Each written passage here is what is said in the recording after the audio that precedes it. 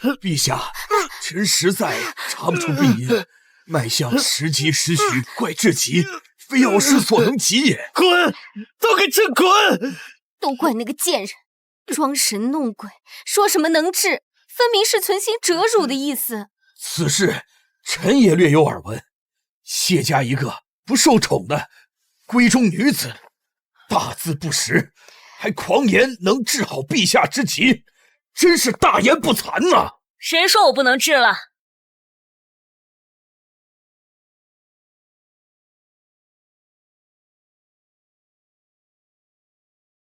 贱人，你不应该在地牢吗？谁准许你进来的？父皇，快把他扔油锅里炸了，炸他9族！陛下，谢姑娘是奴才带出地牢的，她说有法子治疗陛下的头疾，奴才深知有违公规，但念及陛下的龙体安危，终究是妄自做了主张，所有罪责奴才愿一力承担，任凭陛下发落。苏公公，本宫要提醒你，别以为太上皇往日疼你几分，你就能在这宫中无法无天，带一个阶下囚来面试，你有几个脑袋？陛下，若愿信臣女，10日之内，臣女必将陛下的头疾治好。狂妄！老夫行医数10载，尚且一筹莫展，你一介女流，懂什么医术？学乡野偏方，就来宫中卖弄。你一筹莫展那是你没用，跟我是男流女流有何关系？长得像崇熙太后，恐怕也是易容妖术。陛下，这贱婢定是别有用心，陛下切勿被他所迷惑，说不定他是敌国派来的奸细，想要加害于陛下。谢家嫡女，你有何可说？陛下，你左耳后的青印是否每逢头痛便鼓动发烫？是否只有在皇贵妃身边时才会略有舒缓？这头疼之症是否自皇贵妃进宫后不久便发作，并日渐加重？这女子说的每一条全中了。陛下，他这是诅咒，快杀了他！陛下，您这头痛不是病，是蛊。什么？是蛊？这巫蛊之术早已列为宫中禁忌，怎么会有蛊？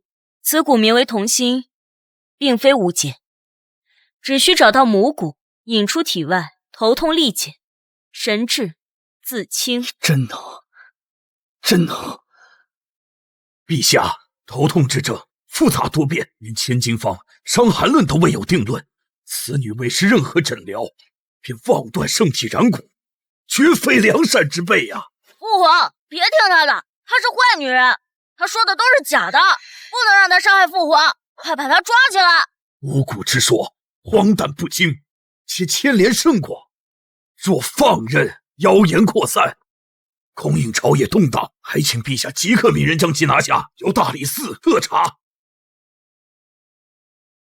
妖女谢凝雪，伪造八字，蒙混入宫，危害皇室，意图谋害圣体，罪不容诛，就地正法。儿臣请父皇下旨，将此妖女就地正法。住手！朕看谁敢动她！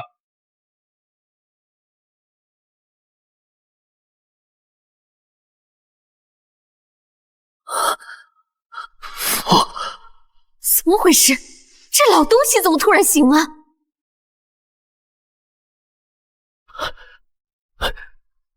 父皇，您醒了。所有人退下！父皇，她是妖女。退下！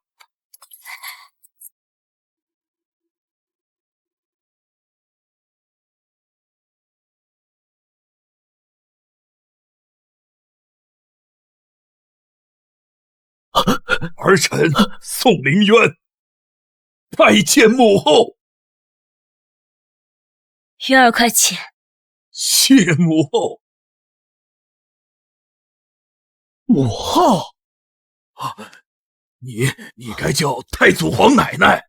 太祖皇奶奶？就她？父皇，您是因为她治好了您的顽疾，所以给了她这个封号吗？哼，这可真是滑天下之大稽。他要是太祖皇太后，儿臣就是太祖皇帝了。放肆！放你的臭狗屁！儿臣承认谢姑娘眉宇之间与太祖皇太后画像确实有几分相似，但她必定只是一介臣女，想让朕叫她。朕刚才跟你说了，叫太祖皇奶奶，你还敢叫她臣女？父皇，儿臣如今乃一国之君，岂能叫她一黄毛丫头太祖奶奶？叫你黄毛丫头，黄毛丫头，黄毛丫头，你黄毛丫头，黄毛丫头。锦儿说的没错，锦儿，她现在是一国之君，叫黄奶奶自然是不合适。这既如此，那不如什么？换个人当皇帝。这样他最多只是个藩王，私底下叫黄奶奶有何不可？你说呢，渊儿？母后所言极是。锦儿，你四弟燕王屡立战功，朕看他也颇有治国之才。你若是……父皇，国君之事岂可儿戏啊？那是叫还是不叫？叫！该叫什么？黄奶奶，跪下叫！太祖皇奶奶。好的，乖孙。太上皇想让您入住您曾经的寝宫，但您说不要太过引人注意，便将您安排到这处宫殿。渊儿有这份孝心即可，但我不想宫中之人肆意揣测。就这里吧，挺好。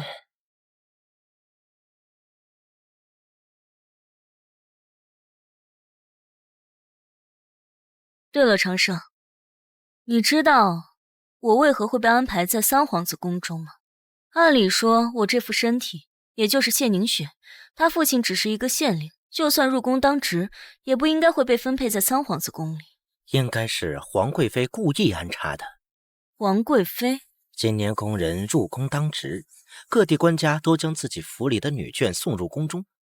六府按照惯例，将这批女眷的八字送去钦天监，选出八字与皇宫匹配的女眷。结果您知道怎么了？怎么了？钦天监算出其中一位女眷的八字不但能旺大梁后宫，甚至能旺整个大梁。你说的不会是我吧？正是太后娘娘您，所以老奴想应该是皇贵妃得到了此消息，所以将您安排到了三殿下的寝宫。原本是想让您望一下三殿下，结果没想到碰上了他这辈子最大的刺头。给他安排寝宫，还是距离陛下御书房最近的未央宫。是的，娘娘。那谢家女治好太上皇的顽疾，现在在太上皇面前十分得宠，不仅赐了她寝宫，还许她不必自称奴婢，称她是大梁皇宫最尊贵的客人。我呸！还最尊贵的客人，他是个什么东西？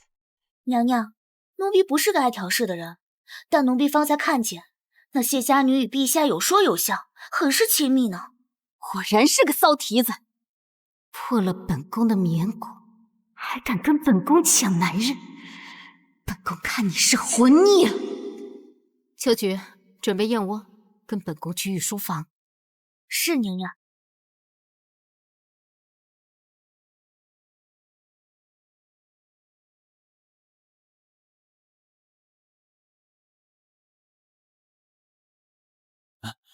陛下有旨，今夜事务繁忙，谢绝任何人打扰。瞎了你的狗眼了！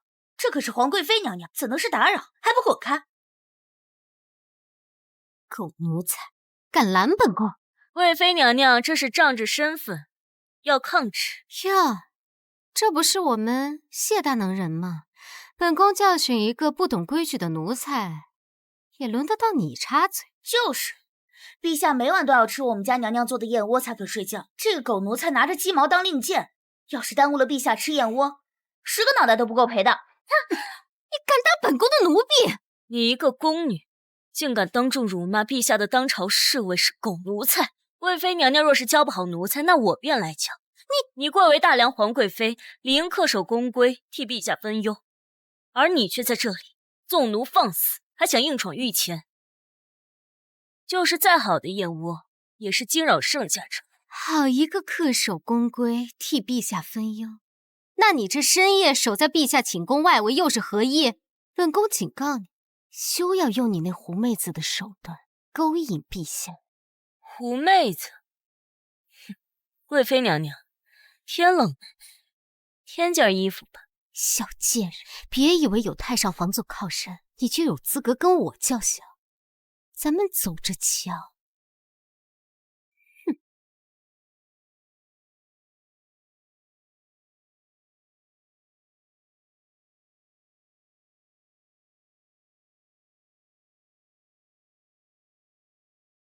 陛下，这岭南水域相关文书以及南疆战报已于2日前送来，陛下可有审阅？还未审阅。前2日皇贵妃闹情绪，趁我花时间多陪陪她。陛下既是一国之君，应当以国事为主。孙儿知道，今晚一定把前几日累积的奏折都批了。阿锦，你可别怪祖母心狠，你如今已经登基，这肩上扛着的是整个大梁国。娘娘，长胜，你怎么来了？入冬了，夜里降了寒气，太上皇担心您着凉，专门让老奴给您宫里送件披风。正巧遇上当值的小太监，说您在这儿。渊儿有心了。方才您是跟皇贵妃起争执了？您今天与她起了争执，往后怕是要多费心思。本宫本是开国帝后，当年与太祖皇帝相伴，北击匈奴，南扫蛮夷，又岂会惧她一个小小的后宫嫔妃啊？娘娘说的是。正好你来了，待会儿怀瑾办理完公务，你帮我把这个给他。拿给陛下？这个是？他的同心骨中毒已深，一时半刻我又想不到解决办法。这是我特意为他配制的香料，里面添加了几味特殊药材，他带在身上可暂时缓解头脊之症。娘娘有心了，不过这同心骨之事，给陛下说吗？他会信吗？这也是。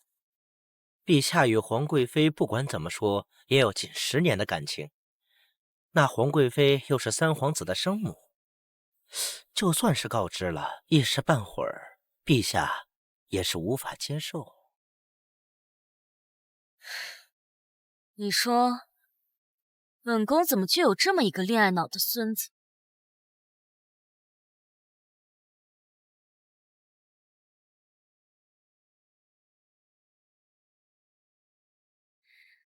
渊儿这身体一日比一日好。谢谢母后，是您的医术好。渊儿不知道母后能再次见到渊儿，心里有多高兴。儿臣也一样，儿臣太想你了，母后。皇上驾到！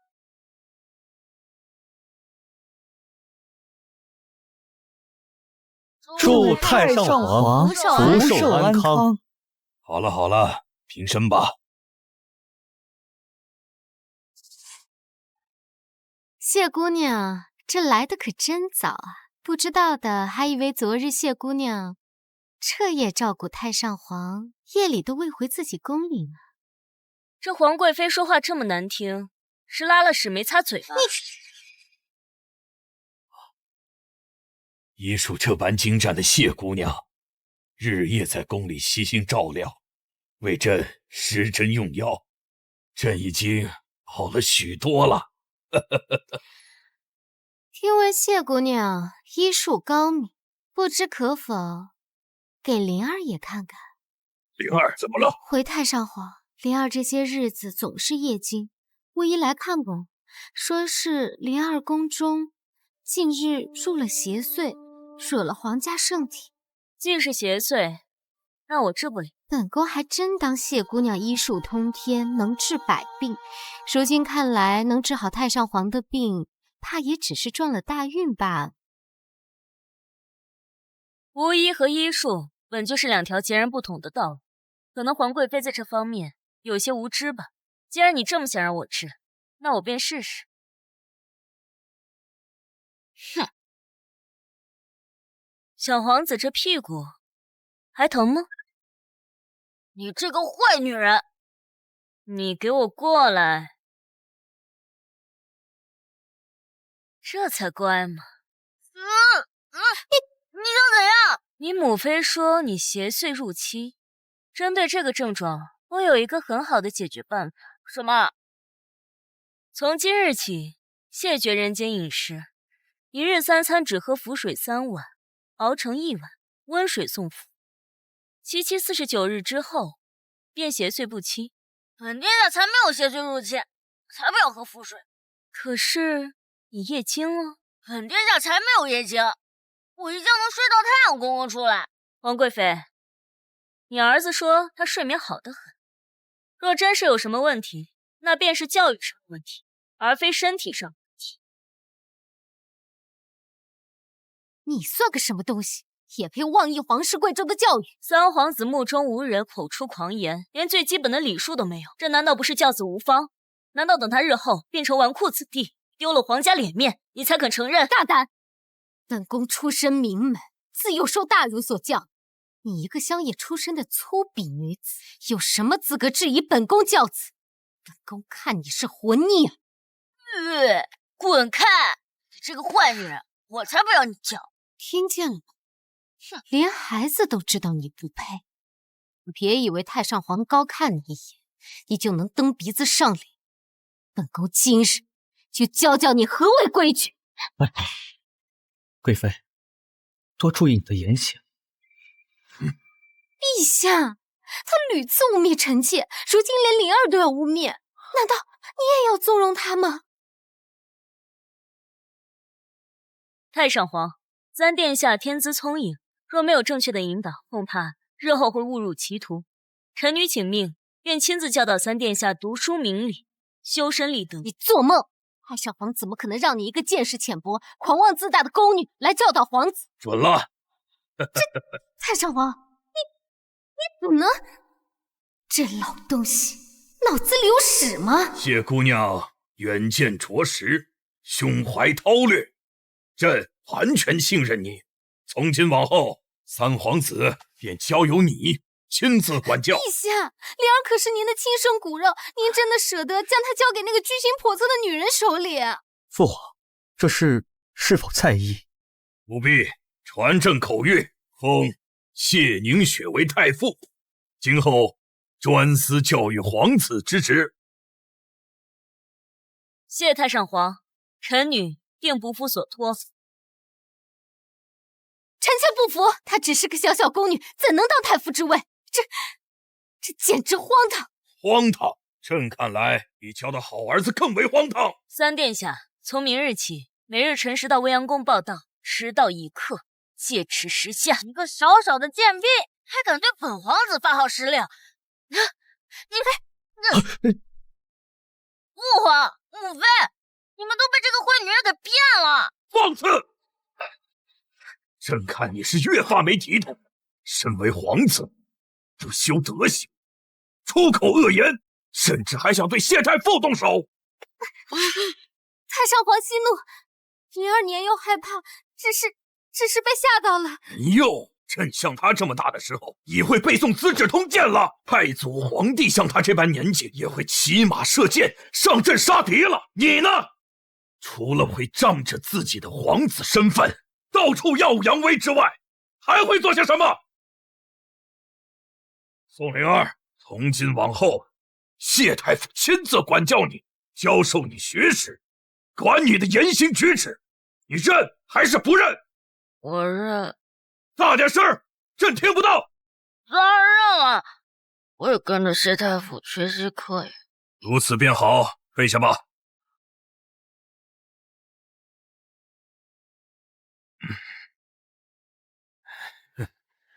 武后，对于儿臣刚才的安排，你可还满意？渊儿做得很好，渊儿如今已是太上皇，金口玉言，不必事事都来问我吧。好。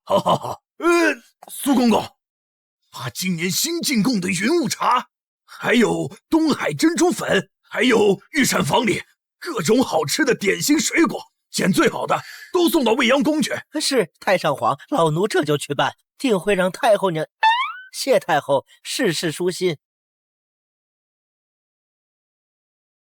锦儿，打开内库，把那柄前朝的白玉如意，还有夜明珠，还有，反正不管什么稀罕玩意儿，挑最好的，能配上皇祖母身份的稀世珍宝，都给他送过去。是，父皇。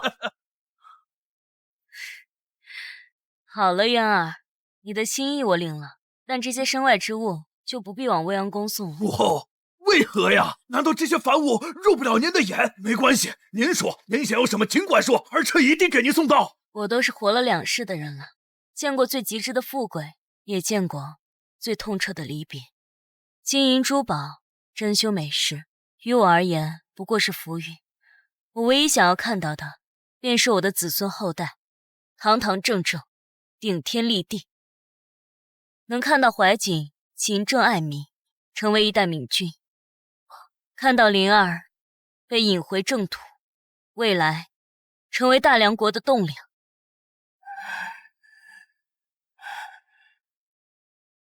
武后，您的一片良苦用心，孩儿明白了。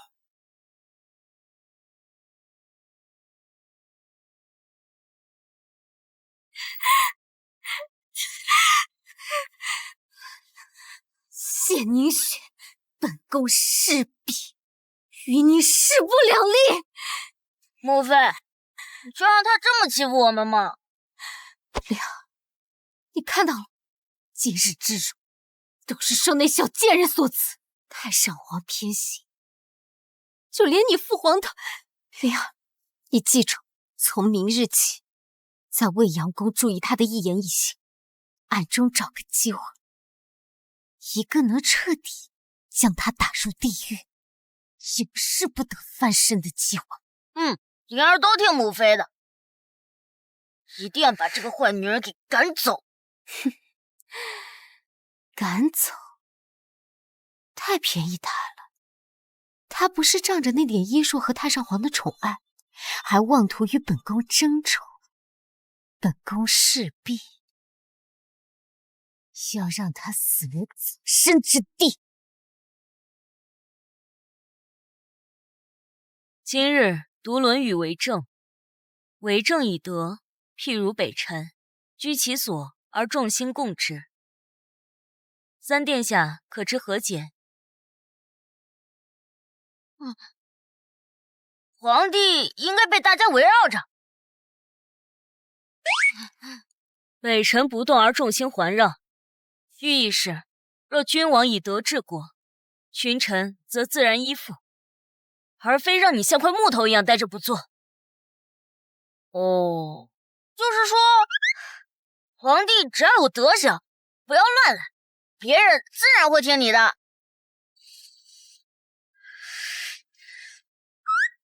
身为皇子，德行为先，此句罚上20遍，细细体会。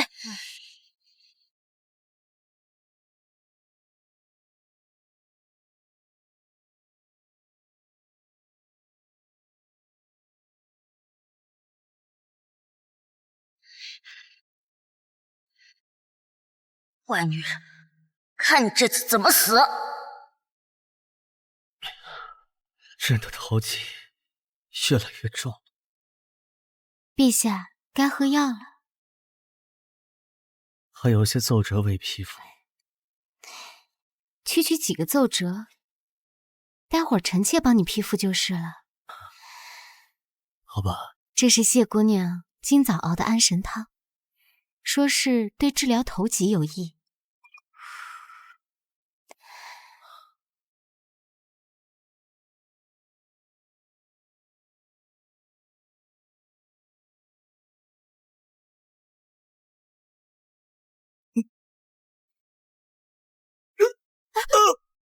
太医！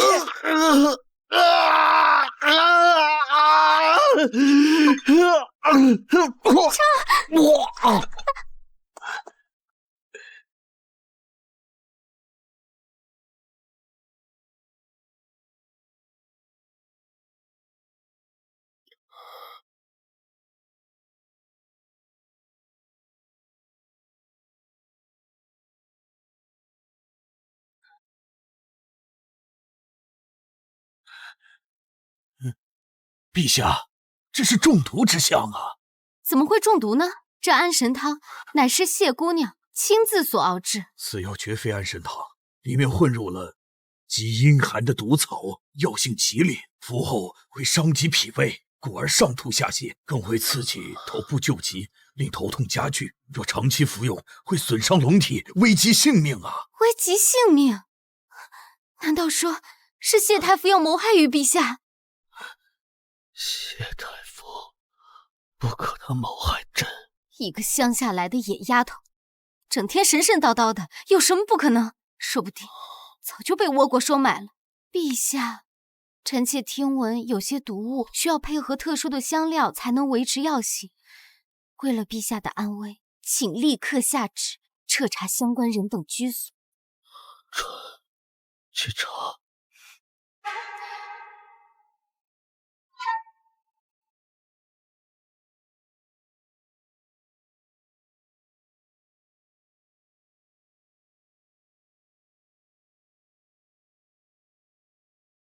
这是何意？谢凝雪，你在陛下的药里下毒，陛下如今上吐下泻，头痛欲裂，本宫奉旨搜查赃物，给本宫搜。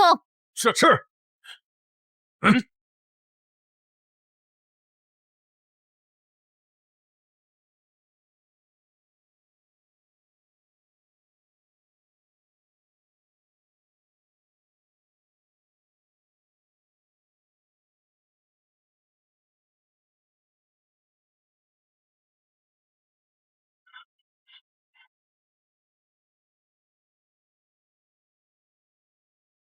这是何物？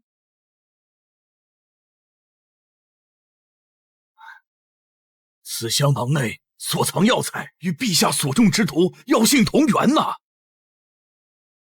谢凝雪，陛下待你不薄，太上皇更是对你信任有加，为何要下此毒手？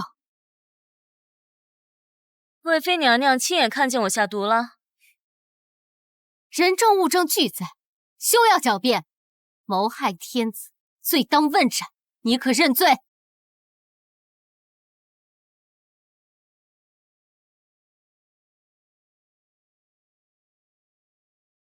带我去见皇上。见皇上？你以为你是谁？危及龙体，斩立决都不为过。别说皇上，就是太上皇来了，也保不住。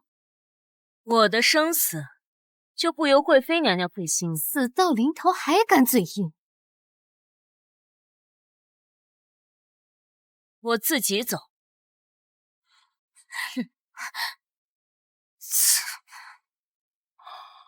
陛下，这是从他屋里搜出来的，太医已验过，这里面的药材与药碗中的残渣成分一致，是导致陛下中毒的元凶。谢太傅，你作何解释？陛下，容臣女问几个问题。你问。太医，若按你所说，此物需长期服用才会危害性命，而陛下只是今日服用，反应便如此剧烈，是否不符合常理？理论上，若体质敏感或一次性药量过大，确有可能。若臣女真想下毒，会有如此蠢笨、极易追查到自身的方法吗？在众目睽睽之下献上汤药，岂不自寻死路？陛下，休听他诡辩，他就是利用这样的心思，想要反其道而行之。贵妃娘娘可有证据证明，这药中之毒是出自臣女之手？笑什么？这碗药不是你亲自熬制的吗？这呈给陛下的东西，当然是我亲手熬制。那还有什么话好说？贵妃娘娘怕是脑子有问题吧？我只说这药是我亲手熬，我可没说这毒是我亲手下的。这药汤自熬制之后，再到陛下手上，可不只是经我一人之手，是贵妃娘娘端给陛下的。放肆！小小太傅也敢将本宫牵扯其中？这碗药可是你宫里的人端给本宫的。哦，是吗？那不如将我宫里端药之人带来。准。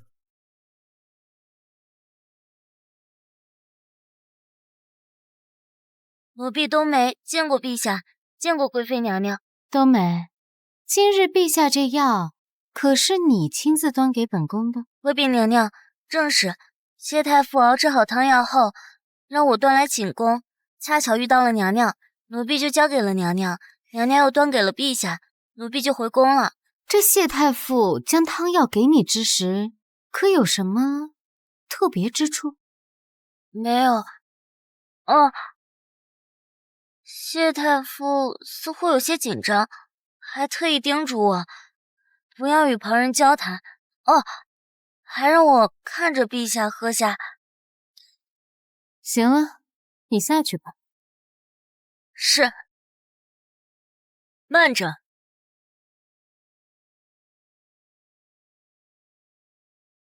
谢太傅。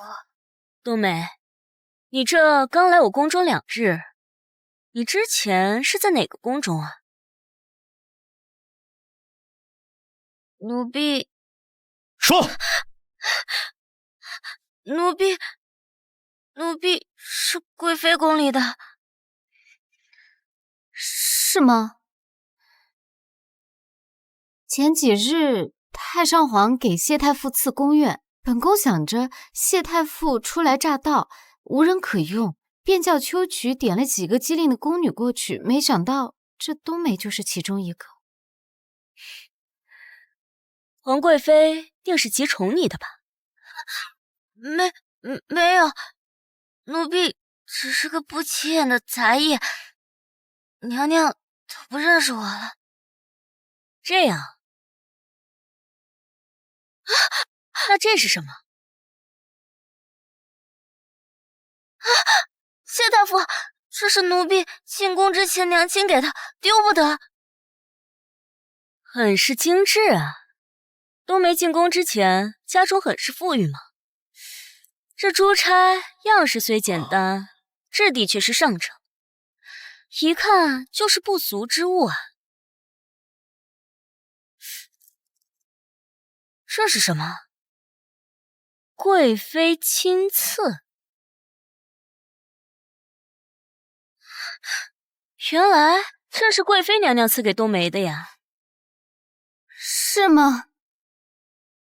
本宫素来大方，宫中奴才甚多，赏赐了谁，赐了些什么，本宫哪里记得？这珠钗很是别致，我记得贵妃娘娘宫中的秋菊有一只一模一样的吧？贵妃娘娘还真是个好主子，对心腹还真是一视同仁啊！休得胡言！啊，陛下，这珠钗还能打开？这是什么？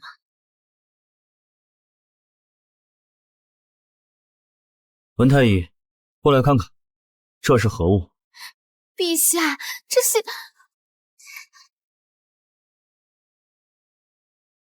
陛下，此粉末与香囊毒草药丸里的残渣完全一致啊！且这银簪质地特殊，凹槽恰能藏住毒草粉末。若用此簪调取粉末混入汤药，外人绝难察觉，可谓是天选的藏毒利器呀！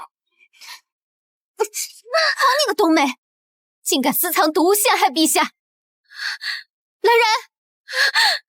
陛下饶命！奴婢只是一时的鬼使神差，陛下饶命！娘娘饶命！陛下，念在冬梅别怕，你又不是最终的始作俑者，陛下自会开恩的。谢太傅这是何意？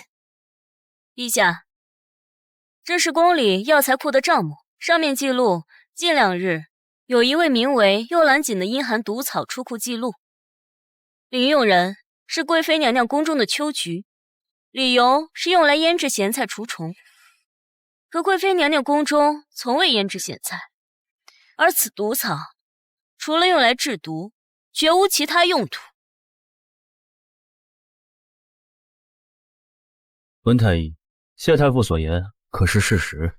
陛下，这幽兰锦确为阴寒毒草，且陛下的药碗残渣中也的确有这一毒物啊。而昨日，秋菊借着宋三殿下来我宫中修课业的由头，与你在无人之处耳语了金翼盏茶的事情，对吧，冬梅？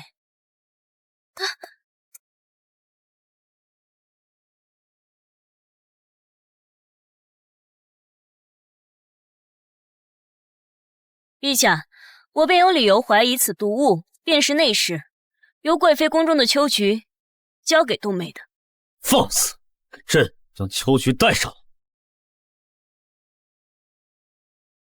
请陛下明察，奴婢只是几日没见到冬梅，有些思念，便多说了2句话罢了，何来交换毒物一说啊？陛下，秋菊跟随臣妾多年，忠心耿耿，断不会做出如此大逆不道之事。倒是谢太傅急于洗清自身清白，臣妾尚能理解，只是这般平白污蔑好人，牵连无辜，实在是太过分了。好一个忠心耿耿，就是有点太耿耿。若是贵妃娘娘替秋菊叫冤，那不妨将你宫中的幽兰锦取出。这种毒药极其稀有，进出库，库房皆有记录。若是贵妃宫中剩余的克数能对得上，那便是我冤枉秋菊姑姑了。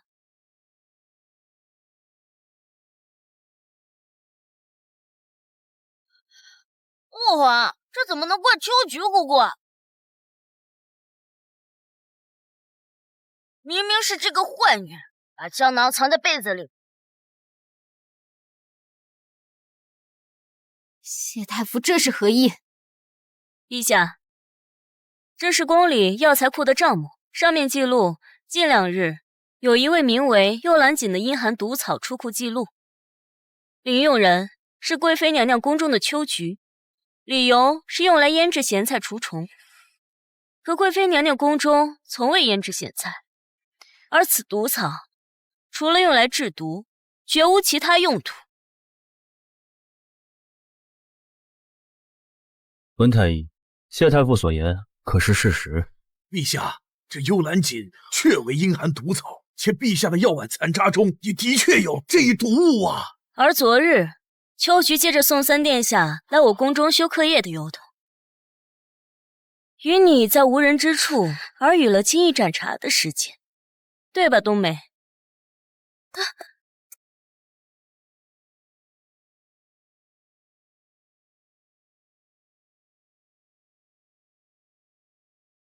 陛下，我便有理由怀疑此毒物便是内侍，由贵妃宫中的秋菊交给冬梅的。放肆！朕将秋菊带上。请陛下明察，奴婢只是几日没见到冬梅，有些思念，便多说了2句话罢了，何来交换毒物一说啊？陛下，秋菊跟随臣妾多年，忠心耿耿，断不会做出如此大逆不道之事。倒是谢太傅急于洗清自身清白，臣妾尚能理解，只是这般平白污蔑好人，牵连无辜，实在是太过分了。好一个忠心耿耿，就是有点太耿耿。若是贵妃娘娘替秋菊叫冤，那不妨将你宫中的幽兰锦取出。这种毒药极其稀有，进出库，库房皆有记录。若是贵妃宫中剩余的克数能对得上，那便是我冤枉秋菊姑姑了。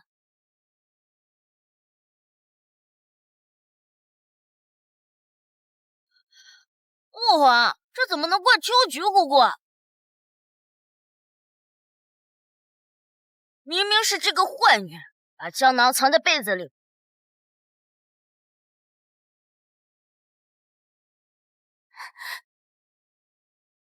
谢宁雪，那你倒是说说，这藏着毒物的香囊为什么偏偏在你宫里搜出？你真是枉为人母！你竟为了一己私欲，将自己尚未明辨是非的孩儿拖下水，你休得给本宫乱扣帽子！陛下，近几日冬梅行为异常，昨日秋菊来宫中，两人行为鬼祟，以防万一，我便在宫中撒了灵粉。若是有人将这香囊藏到我的背中，这人此刻身上必沾有灵。但凡沾有灵粉者，陛下一查便知。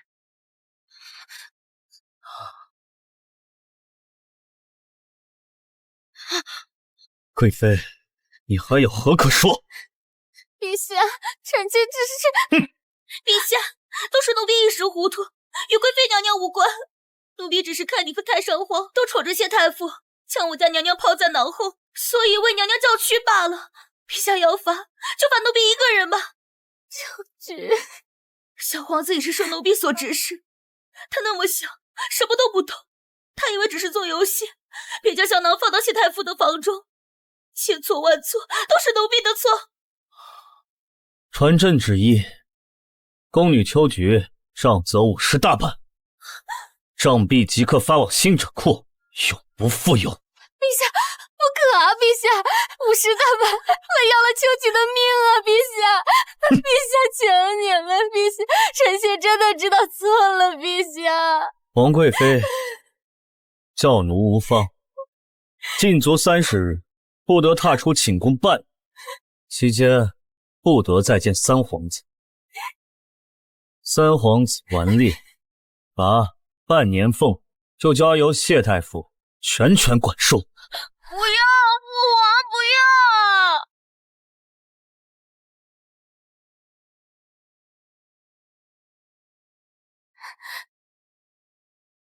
谢宁雪，那你倒是说说，这藏着毒物的香囊为什么偏偏在你宫里搜出？你真是枉为人母！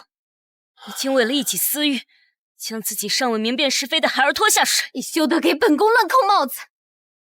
陛下，近几日冬梅行为异常，昨日秋菊来宫中，两人行为鬼祟，以防万一，我便在宫中撒了灵粉。若是有人将这香囊藏到我的背中，这人此刻身上必沾有灵。但凡沾有灵粉者，陛下一查便知。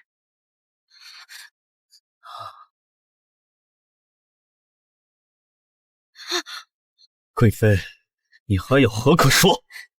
陛下，臣妾只是……陛下，都是奴婢一时糊涂，与贵妃娘娘无关。奴婢只是看你和太上皇都宠着谢太傅，将我家娘娘抛在脑后，所以为娘娘叫屈罢了。陛下要罚，就罚奴婢一个人吧。秋菊，小皇子也是受奴婢所指使，他那么小，什么都不懂，他以为只是做游戏，便将香囊放到谢太傅的房中。千错万错，都是奴婢的错。传朕旨意，宫女秋菊杖责50大板，杖毙即刻发往新者库，永不复有。陛下，不可啊！陛下，50大板会要了秋菊的命啊！陛下，陛下，求你了，陛下，臣妾真的知道错了，陛下。王贵妃，教奴无方，禁足30日，不得踏出寝宫半，期间不得再见三皇子。三皇子顽劣，罚半年俸，就交由谢太傅全权管束。不要，父王不要！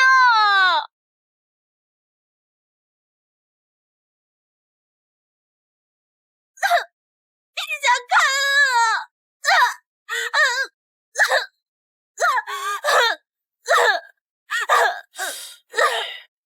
太后娘娘，您是怎会知晓小皇子会把香囊塞进您的床上，并且在床单边撒上灵粉呢？哪有什么灵粉，我随口胡诌的。啊？其实灵儿本性并不坏，只不过我没想到王贵妃竟能为了一己私欲，唆使自己的亲生骨肉去做这般栽赃陷害之事。你去哪儿？去拉屎。去吧，快点拉完回来读书。知道了。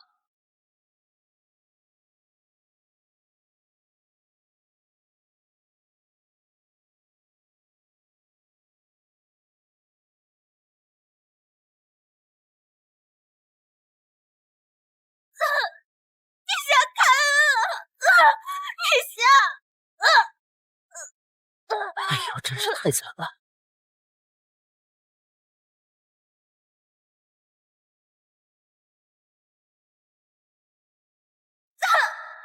娘娘救我！秋菊，是你吗？秋菊，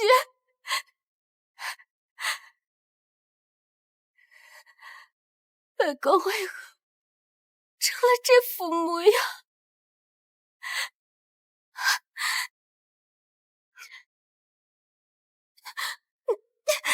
放本宫出去开门！娘娘别拍了，陛下有旨，您需要在禁足30日，不得外出。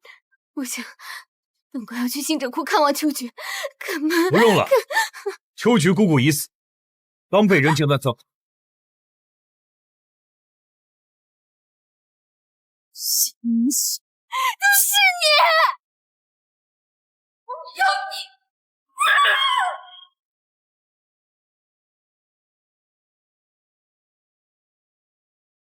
陛下这次对皇贵妃是真动怒了，禁足30日，不得见3殿下，这在以往是从未有过的。看来陛下渐渐是看清了他的为人，不再一味姑息了。李氏作为后宫妃嫔，恃宠弄权，扰乱后宫，更是借着为陛下代批奏折之举，私下与前朝大臣进行官职买卖。我必须要让怀瑾看清他。太傅，谢县令与二小姐谢玉娇求见，说是您的家人。哦，他们怎么来了？都差点忘了，原来还有个黑心爹和庶妹在。哈哈哈！哎呀，哈哈哈！哎，好啊，哈哈哈！好啊，哈哈！哎呀，雪儿啊，哈哈哈！为父听说你如今是陛下亲封的太傅，真是光宗耀祖啊！哈哈哈！这么好的机会，老夫可不能放过，一定要离开那穷乡僻壤，让女儿给老夫弄个金官当当。哎呀，姐姐如今真是飞上枝头了，这位央宫可真漂亮啊！这个贱人都能飞上枝头，我可比她强多了。你们方才叫我什么？姐姐，自然是雪儿啊！哈哈，你们之前不是叫我贱人、孽障？你还曾说我虽是嫡女，却是谢家微不足道之人。入宫后福祸自担，与谢家再无干系。这才不到半个月，就着急攀亲带故了。哎呦，那都是为父锻炼你，不就是想让你日后能在宫中努力上进吗？啊！如今你贵为皇子太傅，总能在陛下面前说上话。你看，要不让陛下给为父调个京官当当，哪怕是6部里的闲职也行啊。京官？是啊，姐姐，咱们终归啊是一家人。妹妹如今我及笄之年已过，这京城中的世家公子、王侯将相，姐姐也帮忙牵个线嘛，总不能让我在那个小地方待一辈子吧？父亲想升官，妹妹想高嫁，正是。正是。做什么春秋大梦呢？我看你们是没睡醒吧？谢玉娇，你，谢宁雪，打断骨头连着筋。生你养你，没有为父生你养你，哪来你今天的国铁富贵啊？我拉波娘家啊，拉巴娘家本就是天经地义。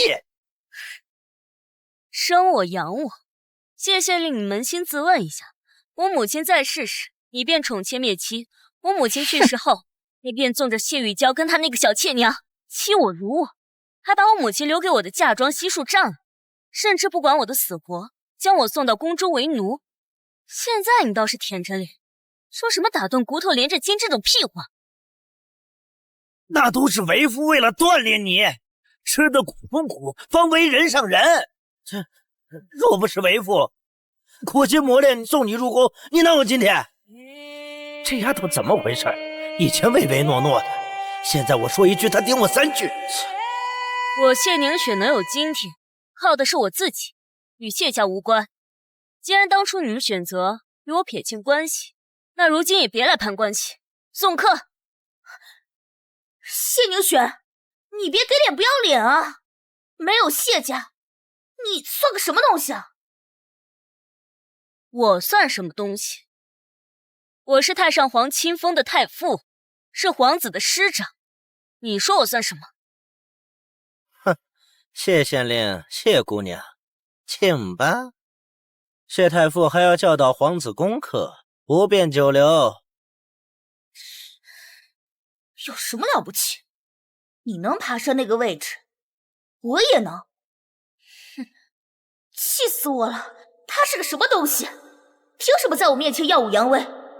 等我日后攀上高枝，眼皮眨一眨，必让他跪着求我。站住！东西放下。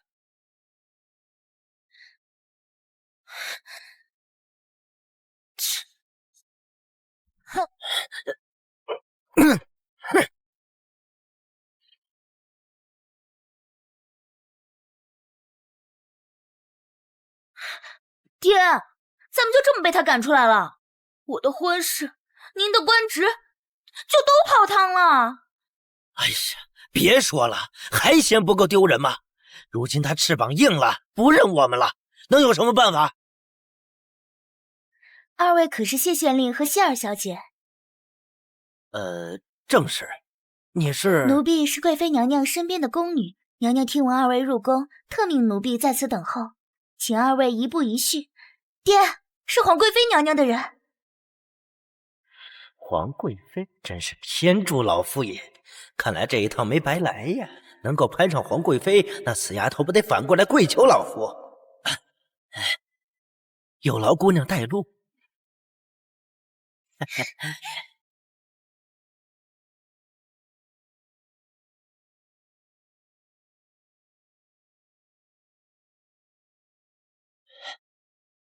参见贵妃娘娘。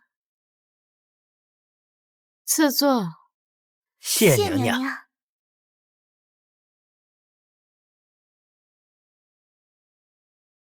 请用茶。本宫听闻谢太傅的家人入宫，想着终究是谢姑娘的骨肉至亲，特意请二位过来小奏。怎么，二位在未央宫似乎受了委屈？让娘娘见笑了。那丫头如今身份不同，连亲爹都不认了。她还让一个老公公把我们赶了出去，全然不顾父女姐妹之情。哦，竟有此事。谢太傅如今身为皇子师表，理应更注重孝道礼仪才是。如此对生父与亲妹妹，着实令人心寒。说到底，她一个未出阁的姑娘家，整日混在男人堆里，性子也，心也大。若是早早许了人家，何至于此？娘娘的意思是，谢家也并非什么高门大户，这女儿家小时候一定也都会定个娃娃亲吧？比如哪个山沟里的猎户，亦或是哪家老实本分的庄稼人。哎呀，娘娘这一提，下官倒是想起来了，确有其事啊。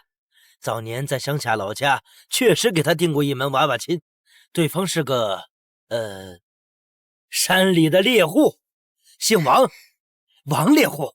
哈哈，这婚约乃是父母所定，天地为证。他如今再风光，也不能违抗父母，背信弃义吧。若是叫朝臣百姓知道，谢太傅是个背弃婚约、嫌贫爱富之人，下官这就修书一封，让那王猎户拿着婚书前来京城求亲。等他沦为猎户之妻，看他还如何嚣张啊！本宫也是为谢姑娘的清誉着想，这女子们还是要相夫教子，恪守本分。谢县令，你说呢？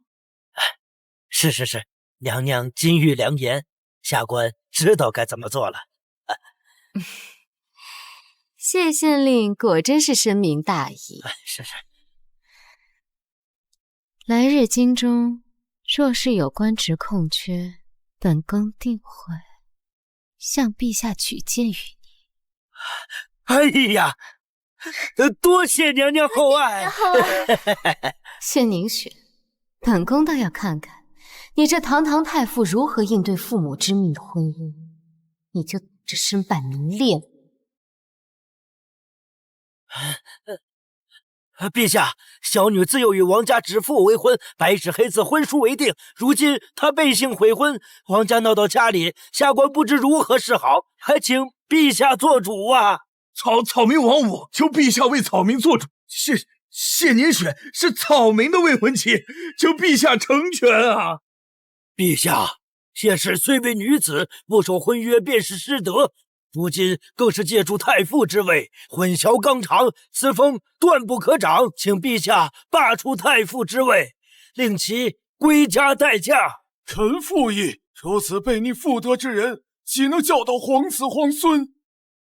人之初，性本善，性本善，人之……我都搬给半个时辰的书了，就不能吃点点心吗？大嘴巴子，你吃不吃？看你现在都胖成什么样了，还吃点心呢？再长肉了搁哪儿啊？赶紧背书，背完了就能吃点水果。人之初，性太傅，本善。太傅，何事如此惊慌？谢县令他，但说无妨。谢县令带着一个山野莽夫，在早朝上当着陛下和众位大臣的面，声称是您自幼定下的娃娃亲。娃娃亲？这便宜老爹又搞什么花招啊？那人自称是王猎户，说你悔婚有违妇德，几位老臣当时就怒了，说一个妇人怎可担当太傅之职，应当立即罢黜，回家完婚，相夫教子才是。哎，太好了，这个坏女人要出宫嫁人去喽！喂，太傅，您若是要出宫嫁人的话，本殿下可赠你10000两黄金。不嫁，咱不嫁。去看看。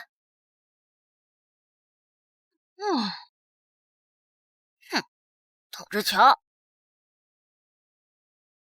臣等附议，恳请谢太傅辞官回乡。什么时候一个太傅的婚嫁姿势也能引起前朝的轩然大波？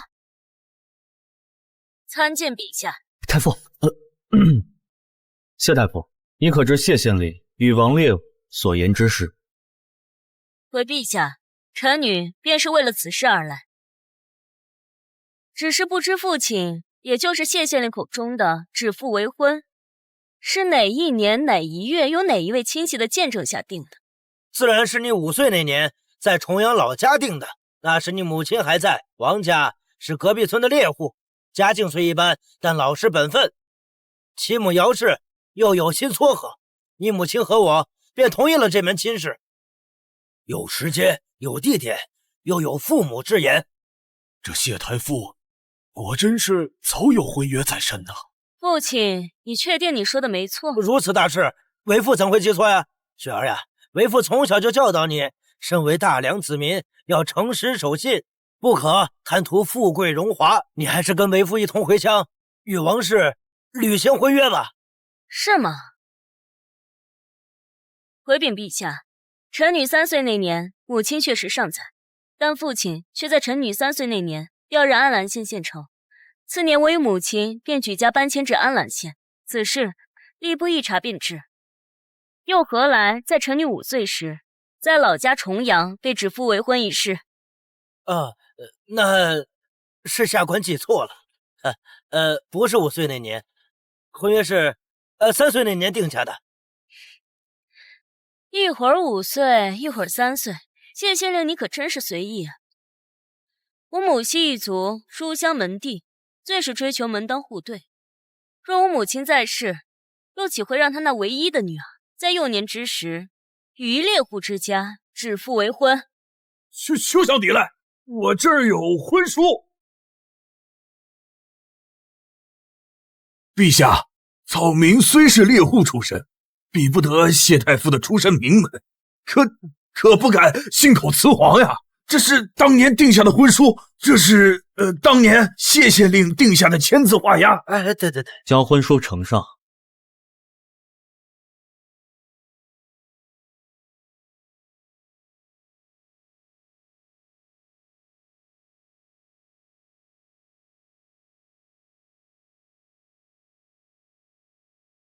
陛下，这婚书可否给臣女看看？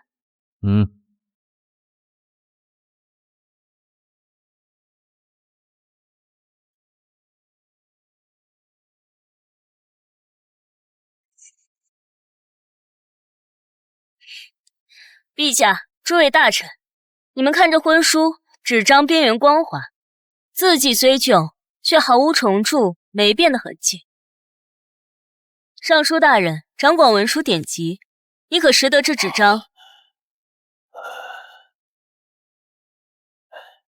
陛下，此纸是近年才出的云纹纸，并非20年前的粗麻纸。且这墨迹虽用特殊方法做旧，但瞒不过行家，墨迹中掺了尘沙，这是近年来民间仿造的假书，20年前绝无可能。王猎户，你说这婚书是20年前定下的，可你怀中这云纹纸是3岁孩童便知是今年新纸，你且说说是如何做到让20多年前的人在这新纸写下婚书？还是说是你与谢县令串通好，伪造婚书，蓄意污蔑我的名声，想让我放弃太傅之位？大胆！谢县令，你有何话说？陛下，下官没有啊，是王猎户，是他骗了下官，下官也是一时糊涂啊。糊涂？谢县令怎会糊涂呢？在我入宫之前，父亲可是从未把我当女儿看待。如今我进了宫，成了太傅，得了圣宠，便立即入宫，求我为你谋取京官之职。如此精明细算，父亲怎么会是糊涂？谢县令，可有此事？陛下，我太想进步了，太想进一步孝敬陛下了。下官有罪呀！回陛下，在谢县令的恳求被臣女拒绝后，他便转头与王猎户伪造婚书。今日若不是尚书大人识得纸张公义，臣女恐怕就要被他们污蔑为虚荣失信，继而被陛下罢黜官职，遣返回乡。臣女恳请陛下查明真相，还臣女清白，以正朝纲。谢县令，你身为朝廷命官，不思报国，反而勾连外人伪造婚书，污蔑皇子太傅，你可知罪？臣知罪。陛下，草民都是被谢县令所逼，这婚书是他给我的，他还让我将谢太傅闹下官职，就给我50两银子。草民一时贪财，求陛下开恩呀！陛下，谢太傅清白可证，谢县令与王猎户串通，伪造婚约，污蔑朝臣，应当严惩。臣附议。传朕旨意，谢县令勾连外人，污蔑朝臣，免去安南县令之职，贬为庶民，永不录用。王猎户贪财构陷，杖责30，流放3000里。陛下，陛下开恩呐！陛下，我错了，陛下，不好了，不好了，不好了！陛下，不好了！大宛国使臣已经抵达陈江，明日便要入宫面圣了。大宛国竟来得如此快！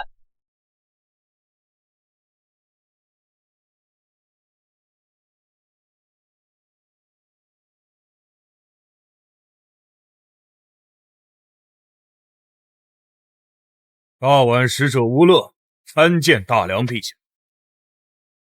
这大宛国简直是越发嚣张了。自从先祖皇帝与太皇太后双双去世，我大梁国力每况愈下，嚣张的何止这大宛国呀！吴乐使者，如今未到上贡朝拜之日，使者此番前来，所谓何事？昔日听闻大梁乃天朝上国，今日吴乐特带来一物，想请陛下和诸位大人品鉴。若能识得此物，我大宛便继续年年纳贡；若识不得，识不得又如何？哼，那便请大梁卸下天朝上国的名头，从此与我大宛平起平坐。放肆！小小藩邦竟敢如此嚣张！若陛下觉得无法接受，大可请出贵国的能人异士上来看看这是何物。先开。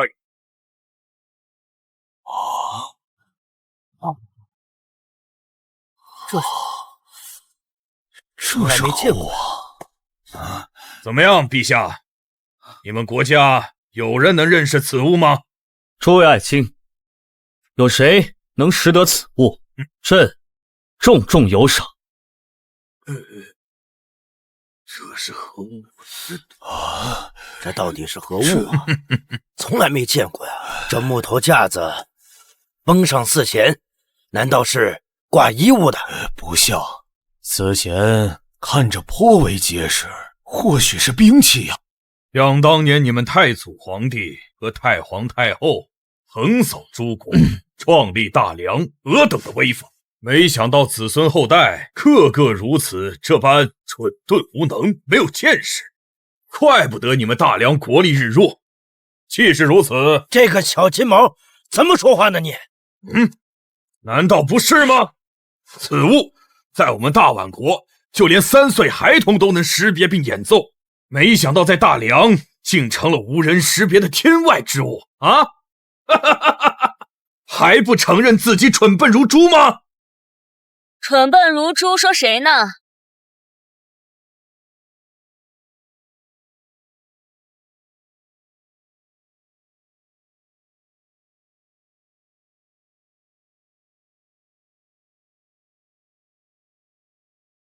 大宛使者吴乐参见大梁陛下。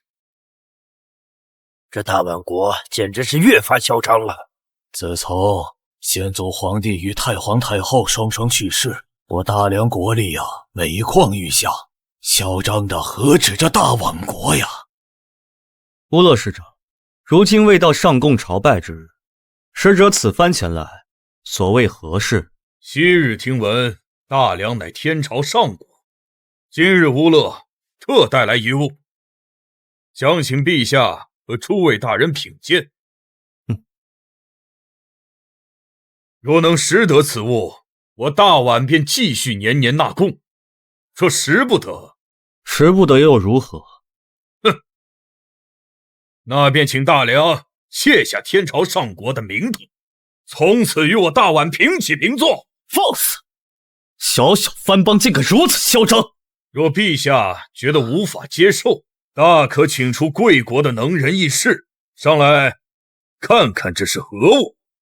先开。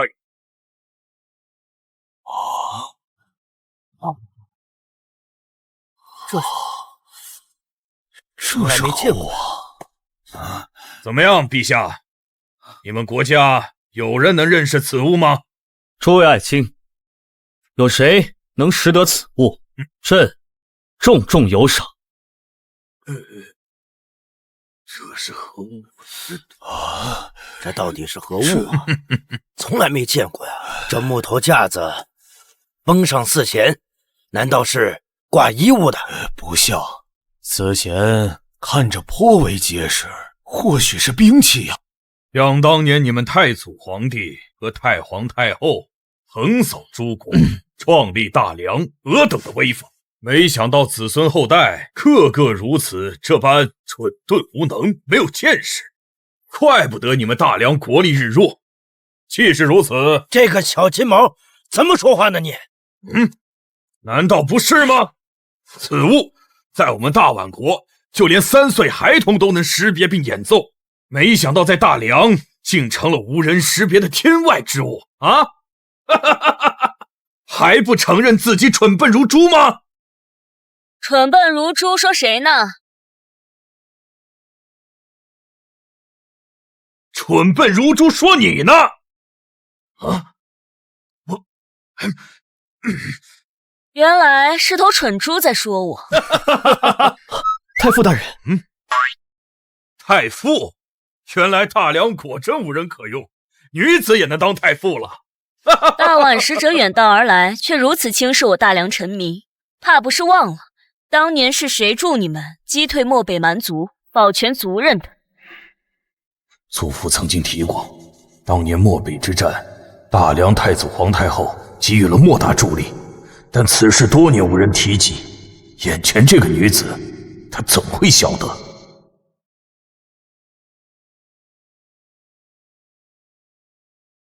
此物名为竖琴，源自西域，共有76根弦。我说的对吧，乌勒大人？谢太傅果然是见识广博，难怪深得太上皇的喜爱。老天哪，76根弦，这弹起来不得手忙脚乱呐！是又如何？这竖琴在我们大宛被誉为天使之琴，光会识得又有何用？要会演奏方能。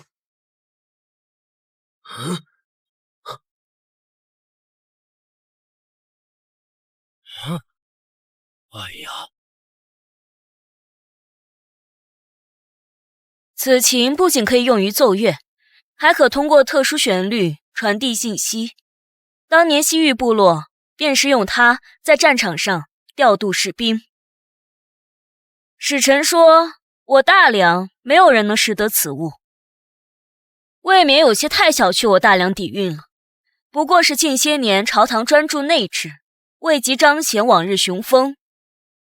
道上使臣误会了，当年你祖父被困漠北，是我大梁太皇太后率轻骑驰援，助他杀出重围，并赠予粮草军械，大宛这才得以休养生息。两国便从此定下规矩，大宛为附属国，年年纳贡，大梁则庇护其安危。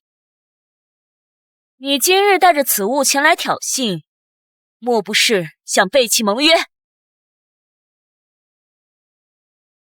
就是啊，这不是毁约吗？呀！谢太傅果然博学，不仅识得竖琴，还知道一些陈年旧事。不过知道又如何？我大宛3岁儿童就能识别并演奏。若你真想证明大梁并非蠢钝如猪，不如与我比试一番。使者想比什么？就比这竖琴，你我各奏一曲，众人来评判。若我赢了，大梁需赠我3成；若太傅赢了，我大宛便许你邦交之意。这竖琴毕竟是他国之物，太傅虽然识得，但未必精通啊。这若是输了，岂不正中他下怀？好，我答应你。陛下，万万不可呀！3个城池的赌注不能容儿戏呀！无妨，朕相信太傅。好。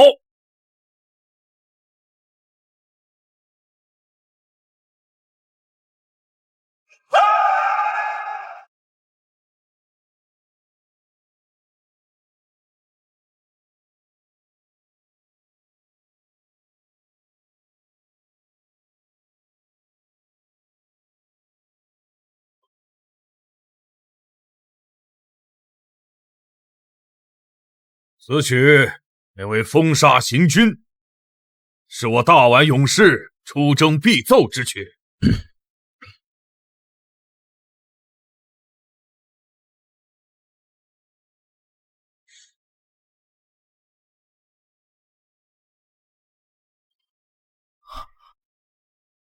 他竟然真能弹奏！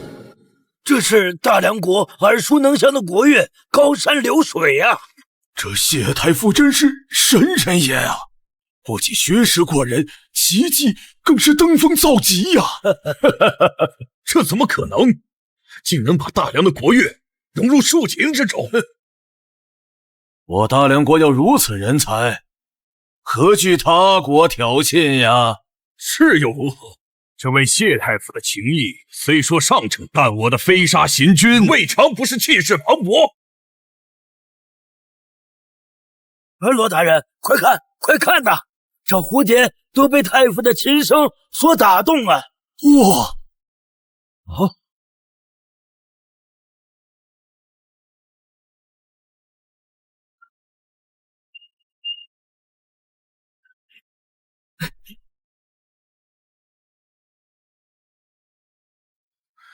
哎呀！妙哉，真是好啊！乌勒大人觉得如何？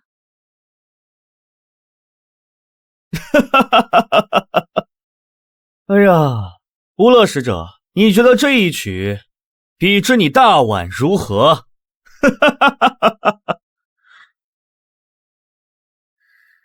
谢太傅，啊不，谢大师，乌勒今日方知天外有天，人外有人。以音律引万物生灵，此等造诣，乌勒甘拜下风。我祖父曾说，大梁太皇太后不仅善战，更通音律，能以琴声调动千军。我本不信，但今日见太傅风姿，仿佛再现太皇太后当年。唉，是我大宛狂妄，坐井观天，侮辱了大梁上邦。陛下，乌勒愿代大宛国主重申盟约，大宛将恪守盟约，继续纳贡，永为大梁属国，岁岁来朝，永不背弃。使者请起。大梁从不以强凌弱，但也绝不任人轻视。愿两国从此和睦，共守边疆。谢大师，大梁有你是大梁之幸，也让我大宛心服口服啊。今日之事，并非为我一人证明，我不过是想告诉诸位，女子可为臣，可为师，亦可为国争光。还请诸位日后莫要拿性别论英雄。哇，这个女人也太厉害了吧，是个坏女人。乌勒叔叔，我不服，太傅厉害，那是他自己的本事，可国之未来要看皇子皇孙。我要跟那个小胖子比试。完了完了！哎，这个蛮子他找我干嘛呀？我什么都不会啊！我赶紧跑吧跑吧！殿下想去哪儿？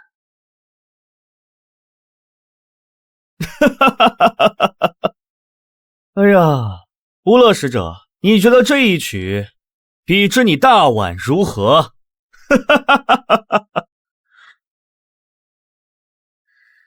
谢太傅，啊不，谢大师，乌勒今日方知天外有天，人外有人。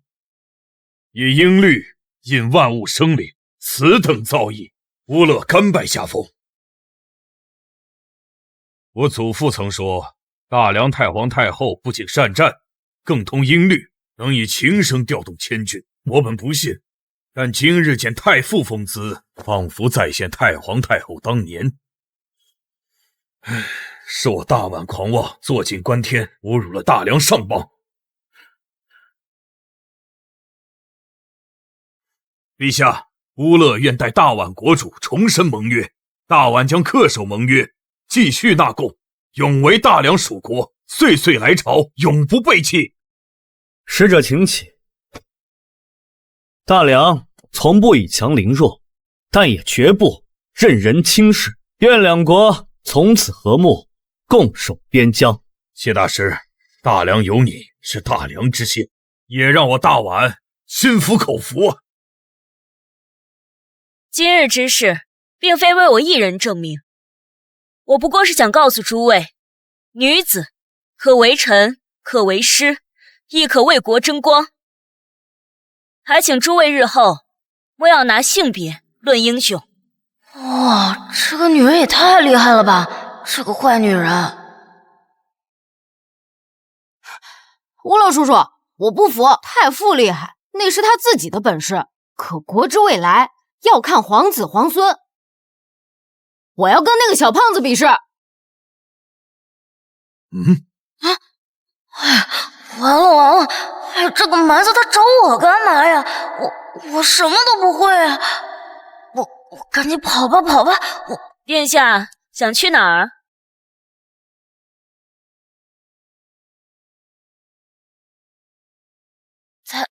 太傅，我还要回去写课业的。这谁不知道？三殿下文不成武不就？这还怎么比呀？岂不是在他国使臣面前丢尽国体呀？怎么，大梁的皇子不敢了？莫非是一个只会躲在女人身后的懦夫？大梁子孙没有懦夫。小王子想比什么？就比最简单的射箭。我大宛儿郎5岁开弓，7岁猎狼。你们大梁的皇子不会连弓都拉不开吧？既然小王子感兴趣，那比就比。既是比试，那应有彩头。若我大梁3皇子赢了，应如何？哼，若他赢了，我愿再加3成岁贡；但若我赢了，岁贡全免，还要你谢太傅当众承认大梁皇孙皆废物。好，不过射箭未免太过简单，既要比，那就比特别的，不如蒙眼射箭。啊？什么？蒙眼射箭？三殿下，睁着眼睛就射不中靶子，要是蒙上眼，说不定要闹出人命啊！蒙眼？确定要让这胖子蒙眼射箭？哎呦！太傅，灵儿近日都在课业上用功，这骑射有所耽搁，换点别的。这宋灵儿什么实力，他不知道吗？哎呀！陛下觉得可以换什么？太傅，我连剑都拿不稳。父皇，儿臣不要比这个。殿下可信我？信。可是那就没有可是。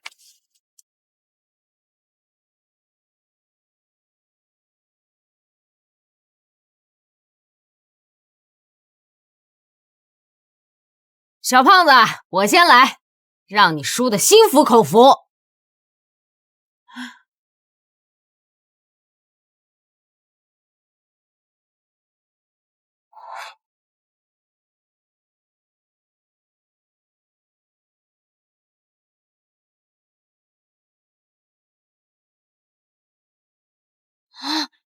好了，好啊！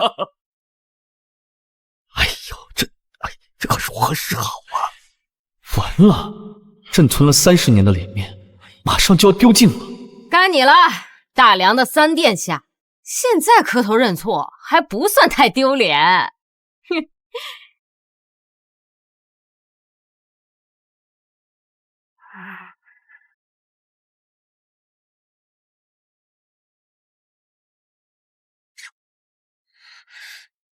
太傅，我这是要往哪儿射啊？殿下，静心。还记得今早背诵的《弟子规》吗？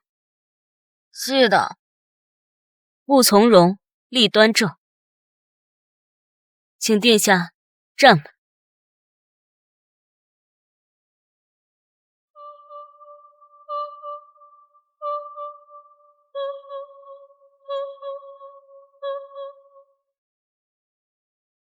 依深圆，拜恭敬，鞠躬。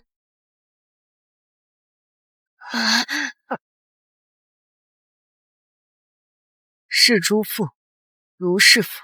想象面前是你最敬重的父皇。言于忍，忿自泯。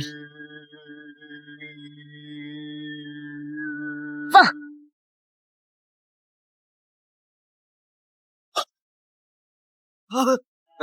哎呀，好啊，好！刚刚射中了，哎呀，真好！刚刚那箭是我儿射出的。是啊，陛下，正是我们的三皇子正中靶心。天哪，这箭竟然能绕过前靶之后吗？殿下，神乎其技呀！天有大量，天有大量啊！是啊，一生变位，一气御剑，这是失传100年的天山变位之术。我竟然射中了！三殿下天赋异禀，不可能！你们一定作弊了！他怎么可能？王子愿赌服输。哼，谢大师文武双全，吾乐今日方知何为天外有天。您不仅精通音律，还连失传多年的武林绝学都了然于胸。吾乐拜服。我认输。三殿下天资聪颖，只是年幼贪玩，假以时日，必成大器。我大梁的底蕴不止在朝臣，也在未来每一个继承者身上。哼！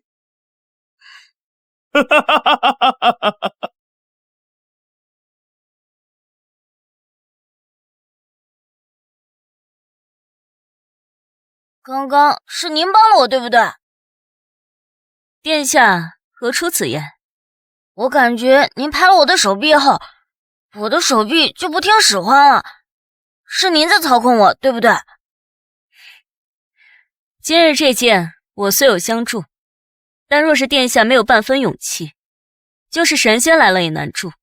我以前那样对您，处处跟您作对，您却这样帮我。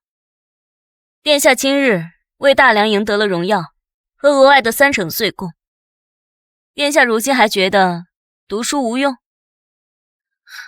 求太傅教领啊！我想成为配得上大梁的皇子，我想让父皇以我为荣。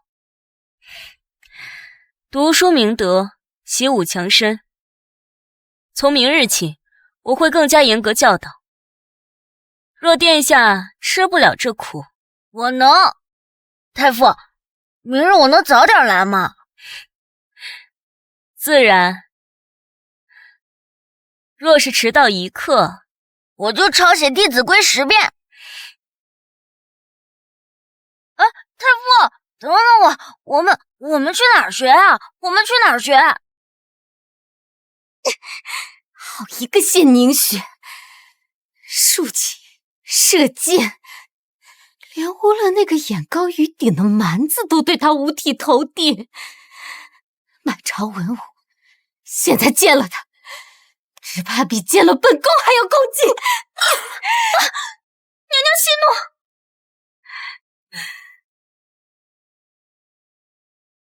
那个贱人如今是陛下眼中的红人，是群臣心中的栋梁，连本宫的亲儿子都对他言听计从。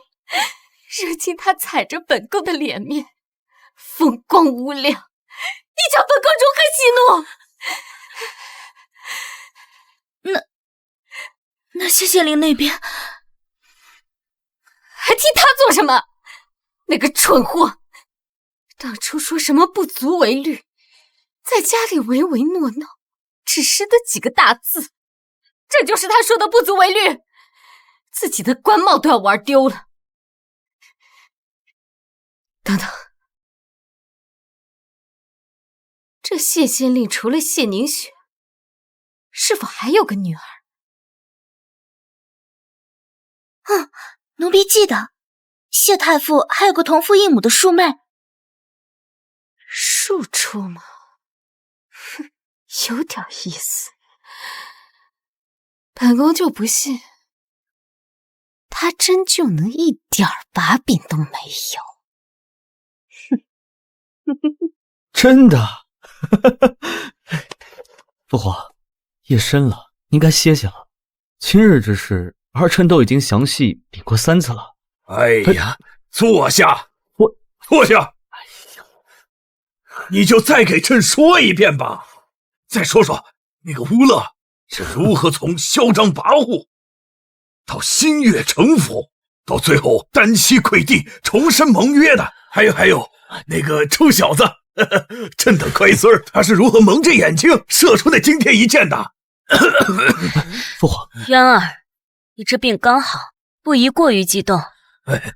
母后，我是太高兴了。想当年您执掌朝纲的时候，平定内乱，威震八方，到如今您不费一兵一卒，谈笑间就让他们心服口服。您这风采比往年有过之而无不及。是。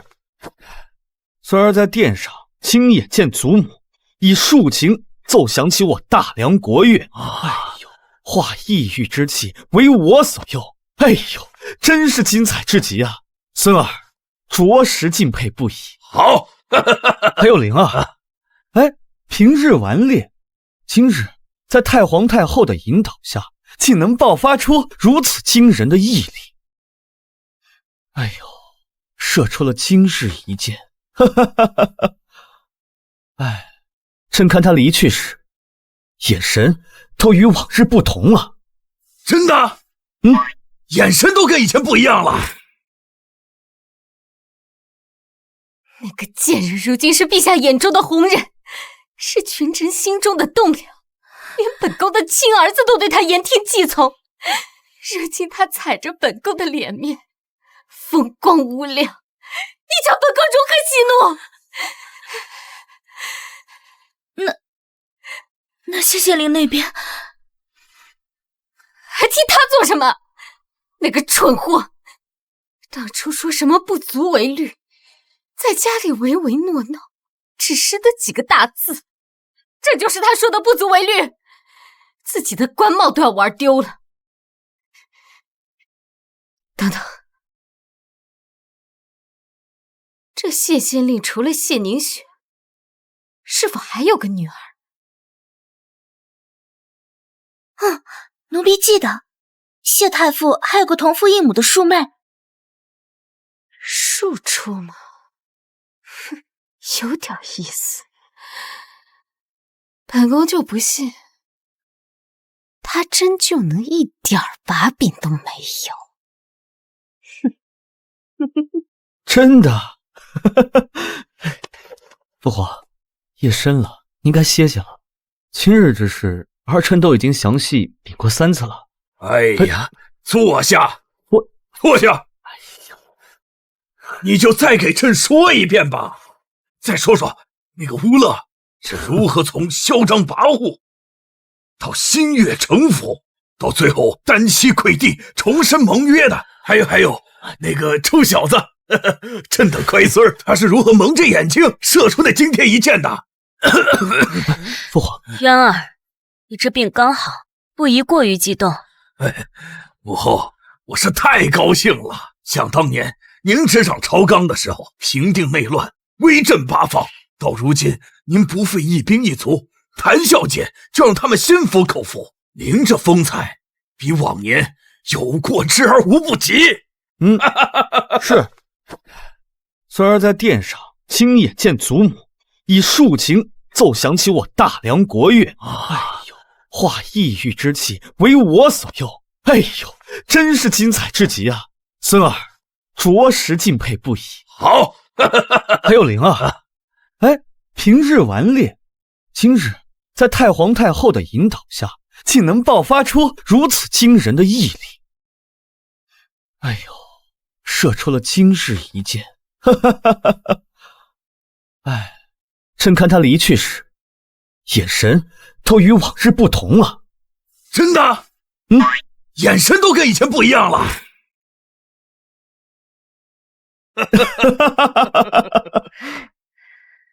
其实灵儿本性并不坏，他只是缺乏正确的引导。往后我定会亲自教导他，从立身处世之道到治国安邦之本。愿他以后可以成为大梁国的栋梁，能堪社稷重托。武后，对不起，儿子没用，没能教育好子孙，还得劳您亲自。您说您都到颐养天年的年纪了，却还得为了这些不孝子孙操心劳力，儿臣心中有愧呀。傻话，你是我儿子，他们是我的孙儿，我为自己的儿孙，为自己的江山费心，这不是天经地义的吗？是，武后教训的是，有您亲自出马，儿臣10000个放心。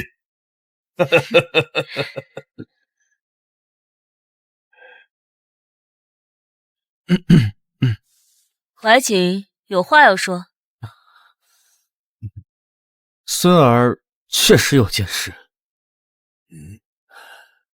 这李氏皇贵妃已被禁足有半月有余，这半月里，她亲笔为父皇写下了近1000个寿字。孙儿觉得，如今她真心悔改，是否能够解除她的禁足令了？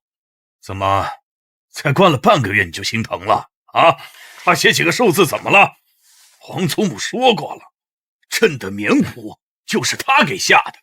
还有啊，你这头疼，8成也是他给搞的鬼。父皇，这是至今都没个定论，也没有直接证据能够证明这些都是皇贵妃所为。这，所以你觉得是我在污蔑他？哎呦，怀儿不敢。太皇太后的远见卓识，孙儿如今敬佩。只不过，皇贵妃毕竟也是灵儿的母妃，其兄李太师又还在攻打边疆，为朝廷效力。更何况什么？她怀孕了。啊！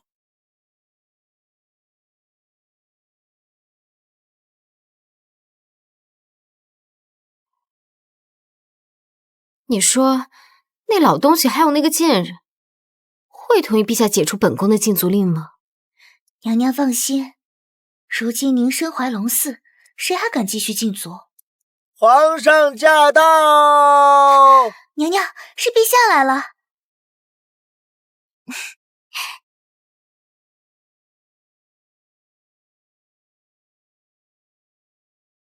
关门！哎，爱妃快起！如今你怀有龙嗣，不必拘于礼节。走。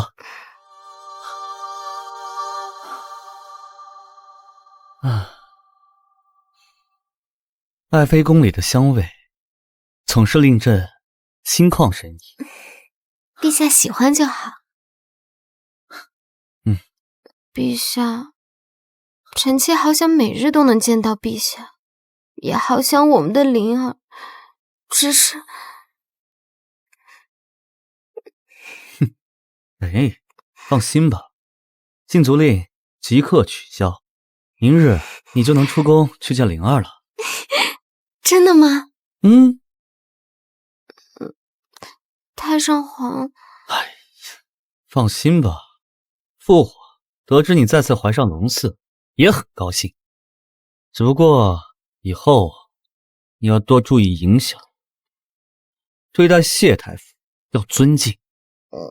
行了，陛下。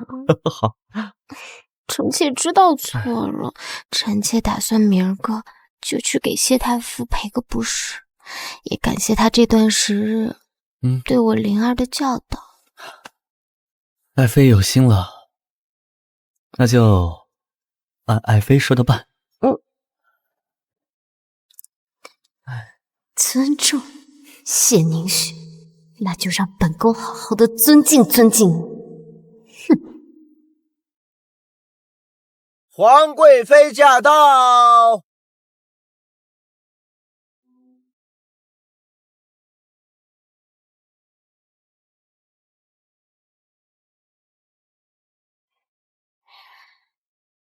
太傅好雅气，这文竹修剪的可真好，比御花园的还显风度。难怪陛下和太上皇被你迷得晕头转向，本宫可得好好跟你学学。就凭你这2句话，拉出去砍头也不为过。你怎么，贵妃刚解了禁足令，就按捺不住了？说吧，找我什么事？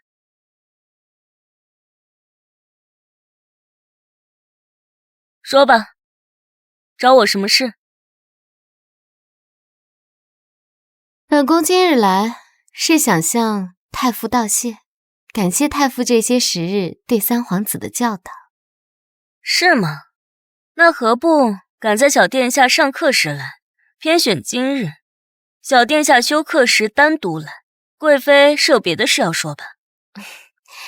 太傅如此通透，本宫也就不用多嘴了。是陛下让本宫今日来给太傅赔个不是。所以你知道错哪儿了？谢太傅请自重，我家娘娘作为大梁王朝皇贵妃，岂是你能忘一对错的？奉旨前来赔礼，却不让问错在哪。你俩的脑子若是让裹脚布缠紧了，就回去松一松，别在这碍我眼。谢太傅你好生嚣张，我家娘娘就是你家娘来了也没用，还不快走！现在还不是跟他闹开的时候。太傅说的对，本宫这段时日呢也多有思虑，确实是本宫错信了秋菊，才害得太傅蒙受了冤屈。这就是你思虑认识到的？不然呢？你最大的错是不该因一己私欲，却让亲生骨肉行栽赃陷害之事。宋灵儿，他是大梁皇子，品行道德是天下人的典范。若是自幼不教好，将来行差踏错，那将是万劫不复的。太傅说的对，不过还请太傅看在本宫又怀了龙嗣的份上，敬我不去，也好叫陛下放心。此事当真？千真万确，温太医确认过了，说皇贵妃已有1个月身孕了。哦，既然如此，那就解除她的禁足令吧。真的怀孕了，那也是我大梁的功臣呀！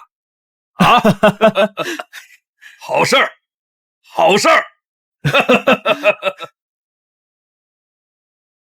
你确定你真的怀了？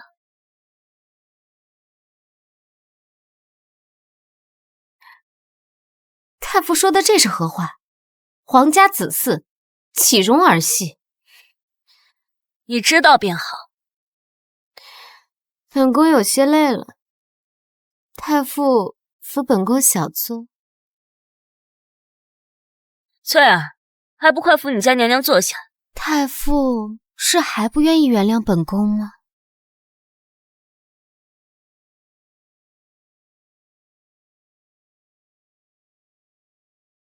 感谢太傅，但皇上驾到！本宫依旧要你死。娘娘，傅太傅，本宫真的知道错了。贵妃，谢太傅，我家娘娘已经跟你道歉了，贵妃，你为何就是容不下她？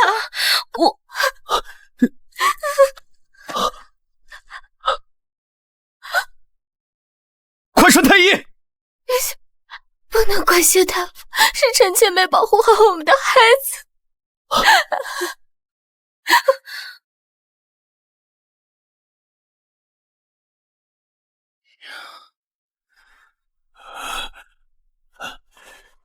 贵妃娘娘怎么样了？回陛下，贵妃娘娘身子弱，又处在孕早期，刚外部撞击，胎儿保不住了。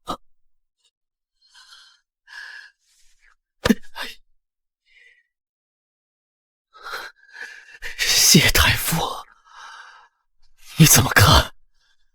看什么看？朕看你就是个蠢货！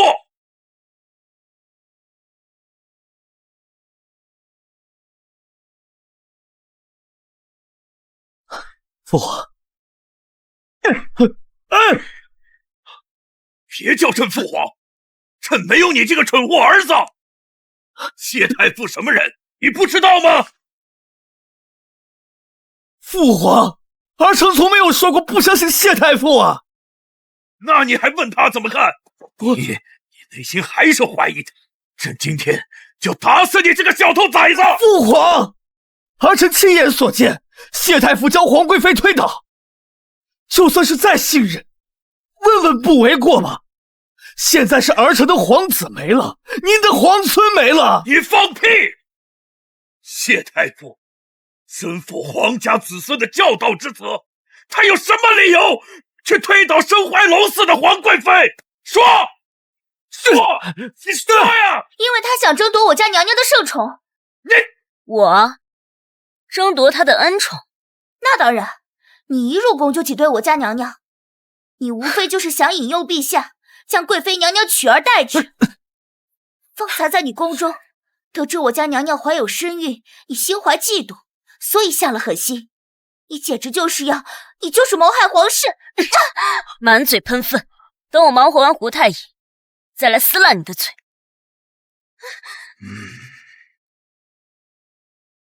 胡太医，你可知欺君之罪是要灭九族的？哼，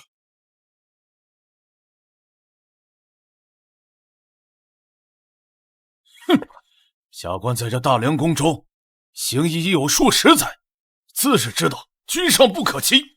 太傅这是误了在下。那便好，那我接下来问你的问题，你要如实作答，不得有半点隐瞒。那是自然。吴太医，你是何时得知这贵妃怀有身孕？半年前，娘娘刚被禁足不久，恶心呕吐，食之无味，便召下官来为其诊查。经下官诊断，娘娘脉象华丽，如珠走盘，乃是喜脉。哦，苏公公，可否劳烦您件事？自然可以。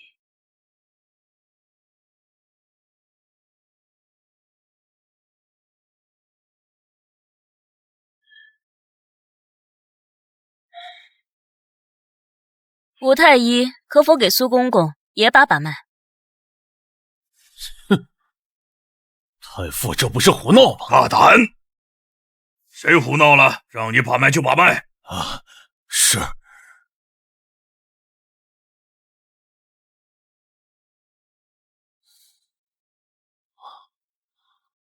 啊！这是什么？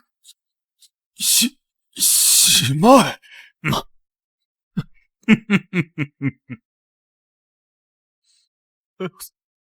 苏公公，这怎么可能？你看什么看？咱家是太监，你还喜脉呢？谢太傅，这究竟是怎么回事？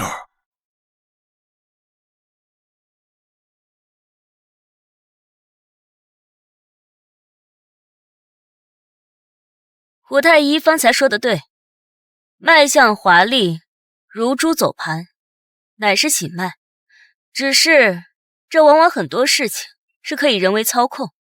方才我多次按压苏公公的内关穴，便让他的脉搏搏动，呈现起伏圆润的状态。初步看与喜脉无异。还有这种说法？不愧是谢太傅呀！胡太医，你不妨好好想想，你给皇贵妃诊脉时，她的另一只手是否也按压在内关穴上？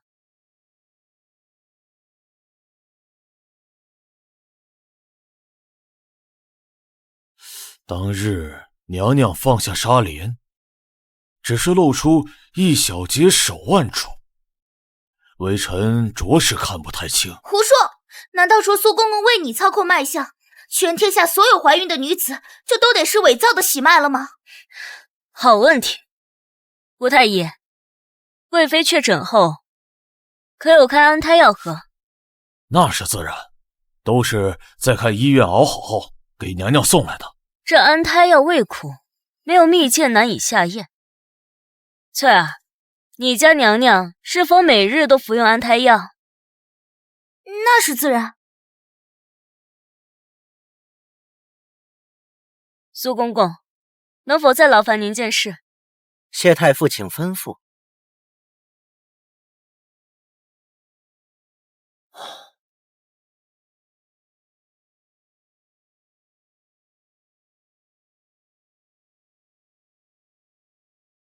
吴太医，您闻闻这土的味道，您可识得？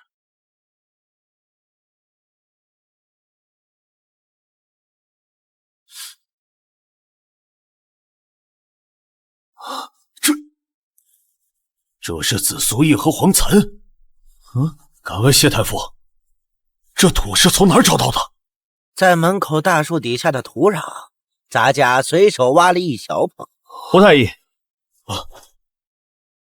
这两个药材有什么区别？回禀陛下，这紫苏叶和黄苓皆是安胎药中的成分。刚刚这土里的药渣，全是微臣给娘娘熬的安胎药中的药材。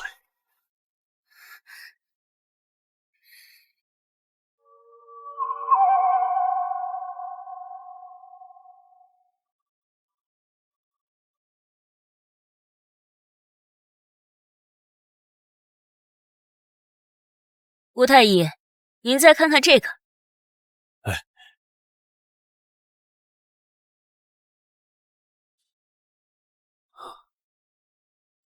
这香炉里面有麝香，这对怀孕的女人可是大忌啊！哦，是吗？那敢问皇帝这几日来皇贵妃宫中，可燃有紫香？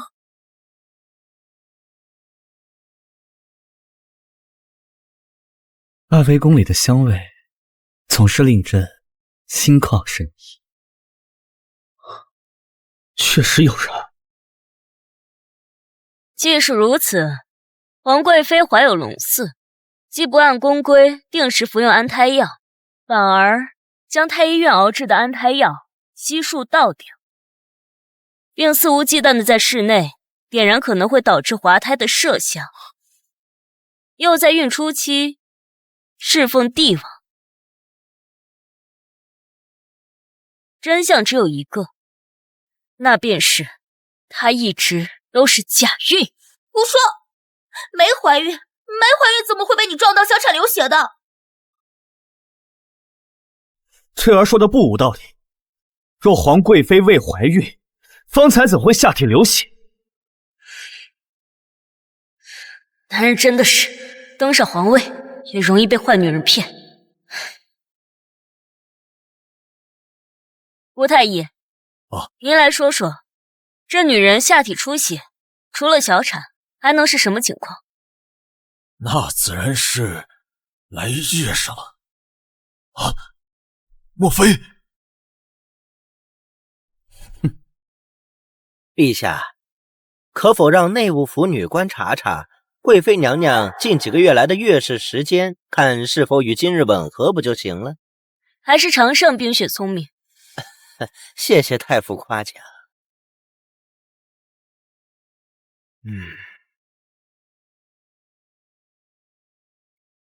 你这个猪脑子呀！如果你还是如此这般不明事理，朕可以考虑把你这个皇位让给苏公公坐坐。使不得呀，使不得呀！不过，这寻常月事不足以有如此大的体量。这皇贵妃可能还服用了其他的药材。还有什么？李氏，你可知罪？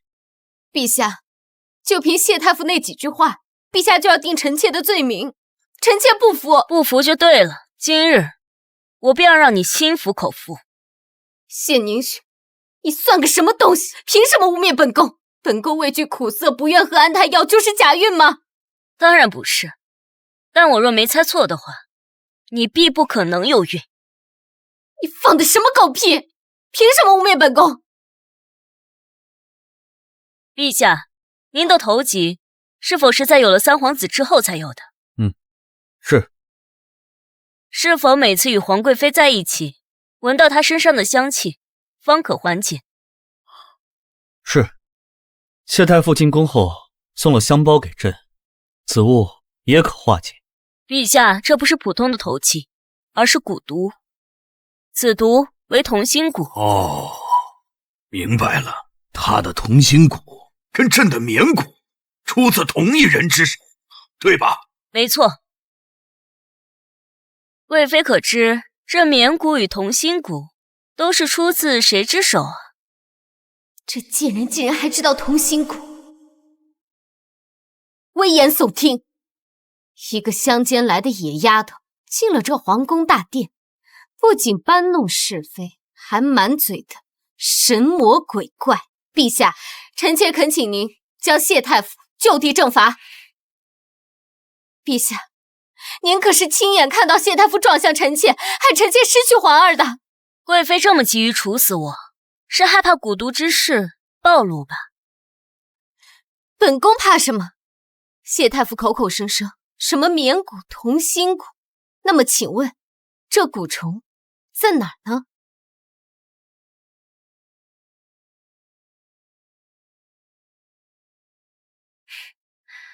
贵妃当真想知道？绵蛊和同心蛊都乃南疆秘传，尤其是同心蛊，下蛊解蛊，更是千年来不对外人传授。除了当年霸凌的太皇太后，本宫确实想知道。这眼前站的是当年的太皇太后，本宫可能还会畏惧3分，但一个乡下来的野丫头，装模作样。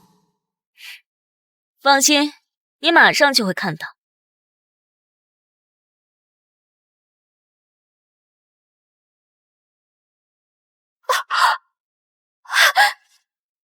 天蛊香，是你！谢太傅，贵妃这是怎么了？你对她做了什么？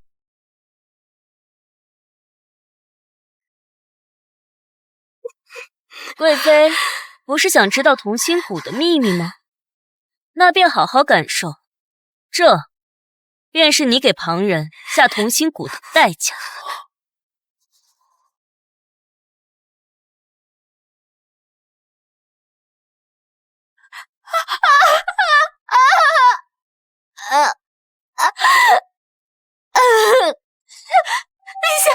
陛下救臣妾！贵妃，朕的头！陛下再忍耐会儿，你的头疾马上就可以痊愈。别治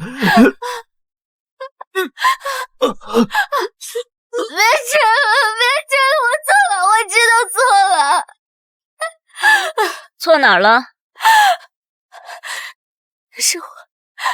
是我给太上皇和陛下下的蛊毒，是我，求你了，别治啊！贵妃，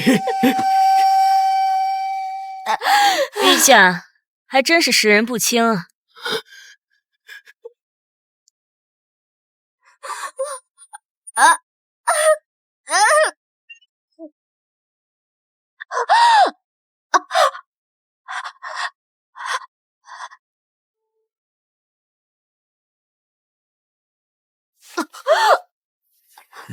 陛下，这便是同心蛊的母蛊。贵妃，原来真的是你！如今母蛊已灭，陛下体内的同心蛊已解，这头疾便不会再发作。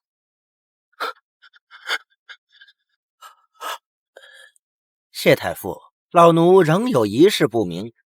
既然谢太傅能引出蛊虫，为何不在刚入宫时就为陛下解蛊？那还要感谢贵妃娘娘，若不是她急于用假孕流产来污蔑我如今还无法将这蛊虫引出。谢太傅，此话怎讲啊？同心骨是苗疆骨王之一，其种骨和解骨的方式极其复杂。若母骨之体健康无碍，旁人就算精通蛊毒之术，也无法将母体引出。可贵妃惑于心急，她为了制造一场小产的戏码给陛下看，提前给自己服用了大量的寒草散。此药性寒，可导致体内气血混乱。母骨在这样的身体里本就躁动不安，再加上有着银骨香，自然就不受控制的发作了。所以太傅一开始就知道贵妃假孕的事。作为同心骨的母骨器皿，这母骨在体内一日，她便不可能受孕。哦，白锦，怪不得呀！你那日跟朕说，李贵妃又怀了一次，想跟朕借此解除她的禁足令。谢太傅会是那个表情？李氏，你假孕骗朕的心软，屡次三番想要污蔑于太傅，任何一条罪名都能将你处死，你还有什么可说的？陛下，臣妾这么做都是因为爱你啊，陛下。自从这贱人入宫后，您和太上皇就对她宠爱有加，臣妾只是害怕你把对臣妾的宠爱都给了他，陛下。住口！看在灵儿的份上，朕饶你一命，但死罪可免，活罪难逃。来人，除去李氏皇贵妃封号，即刻打进冷宫，终生不得踏出冷宫半步。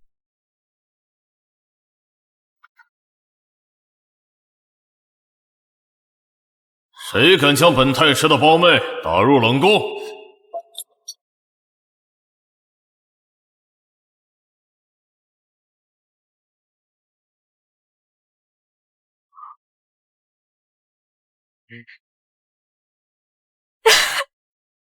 本李玄清参见陛下太上皇。李太师，你未经传召，带兵擅闯大殿，是想造反吗？臣不敢，只是听闻宫中有人献购胞妹，特来主持公道。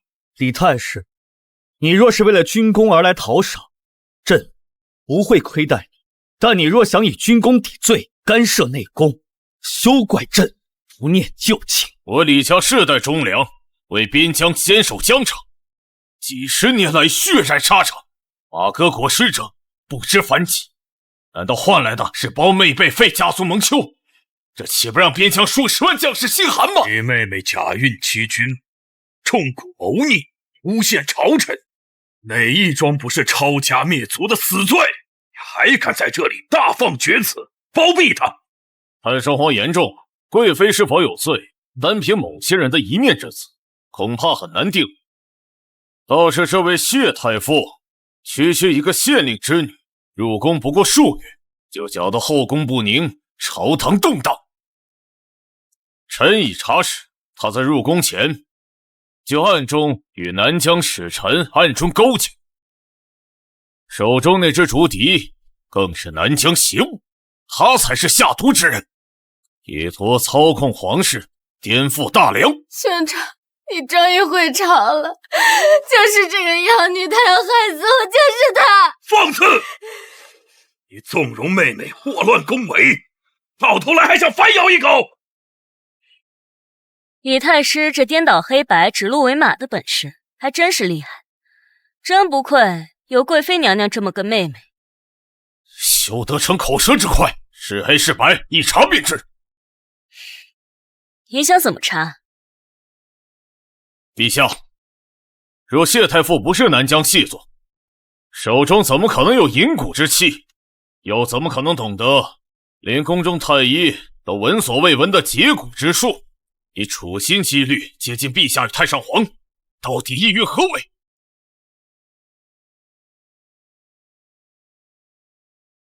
看来李家是狗急跳墙了。也好，正好借此机会，将大梁这盘根错节的毒瘤一并清除。李太师认为，懂得解蛊之术，持有解蛊之气，便必是那下蛊之人。不然呢？此等邪术，非南疆核心人物不可得。你身份低微，何以习得？若非包藏祸心，为何隐藏此等手段？此敌名为破邪，是崇熙太后的遗物。太后有遗训，若后世再遇蛊惑，可启用此敌。荒谬！此等秘辛，你一个县令神女如何得知？定是你巧言令色，编造故事。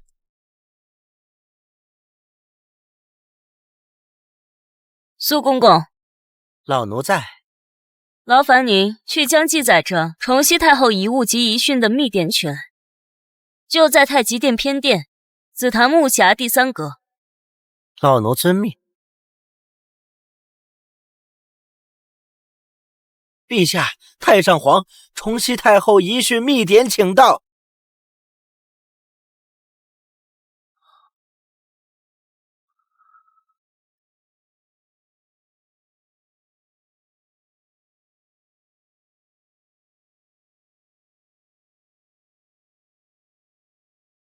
给李太师亲自过目。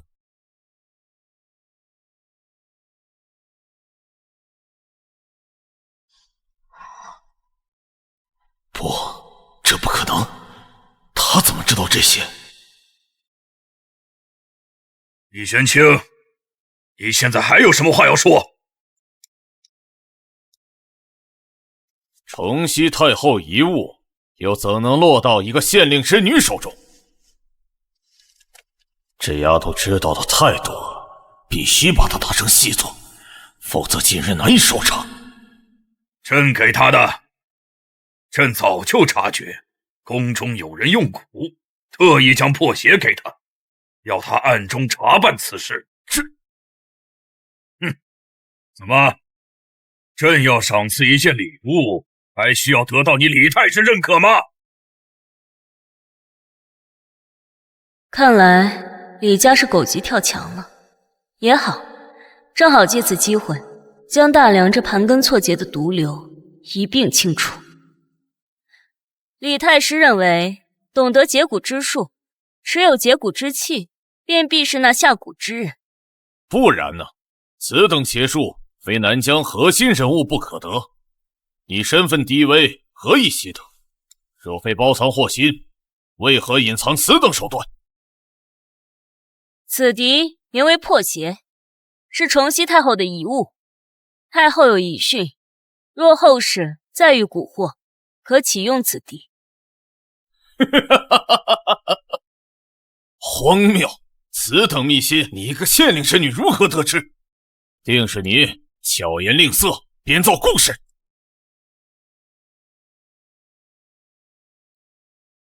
苏公公，老奴在。劳烦您去将记载着崇熙太后遗物及遗训的密典取来，就在太极殿偏殿紫檀木匣第3格。老奴遵命。陛下，太上皇，崇熙太后遗训密典请到。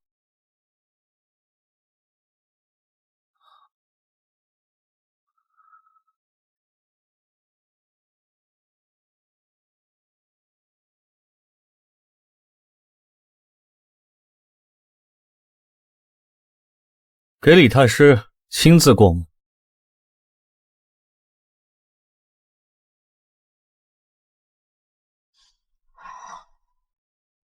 不，这不可能，他怎么知道这些？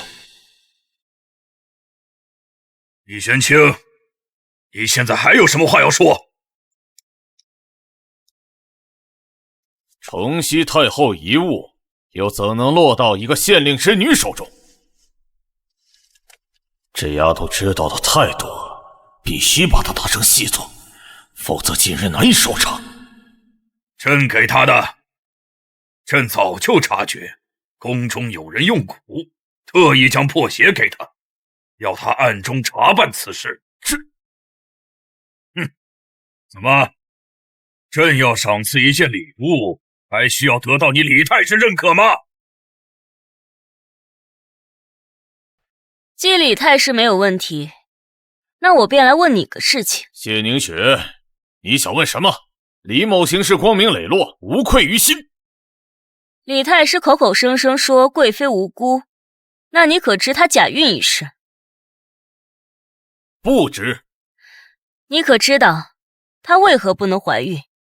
就是你为了控制陛下，逼她种下同心蛊。你手握兵权，早就意图谋反，不过是想借她之手操控皇室，篡位夺权。李玄清，朕待你李家不薄，你为何做出如此大逆不道的事？谢凝雪，你少血口喷人，证据呢？皇贵妃李氏久居深宫，她如何得知南疆秘闻？又是从哪里得来的蛊虫？若非是你这位手握重兵，常年与各方势力打交道的好兄长在背后支持，她如何能成事？谢凝雪，你巧舌如簧，无非是想转移视线。乌勒使者，起殿吧。大宛使臣乌勒参见陛下、太上皇。乌勒使者，此事与你大宛何干？与我大宛无关，但与谢太傅有关。当日殿前比试，竖琴也好，射箭也罢，以至于我大宛最终臣服。但这一切都是谢太傅早已设计好的一场戏。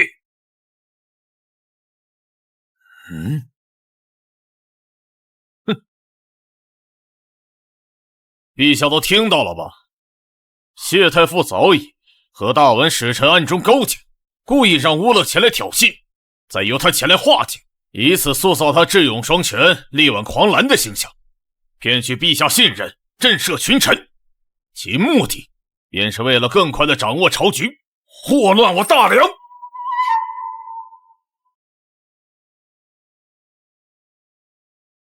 李太师所言句句属实。当日竖琴比试是谢太傅提前告知我曲目，蒙眼射箭亦是他暗中安排，只为让三皇子博取名声，助他巩固地位。对不起，谢太傅，你对我大宛有恩，我本不怨，只是这李太师手握我族人之安危相险。谢凝雪，怪不得能轻易化解大宛挑衅，原来都是串通好的，一切都是演戏，为了哄骗陛下。陛下，谢凝雪内外勾结，欺君罔上，这才是真正的叛国之罪。按律当诛九族，行车裂之刑。大胆！那么我请问李太师，我与乌勒使者有何具体合作？仅仅是为了一个太傅虚名，我便要冒着诛九族车裂的风险？自然是为了掌控皇子，进而把持朝政。李太师，你为了扳倒我真是煞费苦心，连胁迫外邦使者构陷忠良这种事你都做得出来。勾陷，证人在此，容不得你狡辩。乌勒使者，我知道你受人所迫，身不由己，但也不该将两国邦交当儿戏。大宛已勇武立过，更重承诺与恩义，难道今日你便要玷污他吗？你想清楚再说话。李太师今日能逼你构陷于我，他日兔死狗烹，又能待你与大宛如何？谢凝雪，你少挑拨离间。说出实情，陛下与本太傅必保你王子与族人无恙。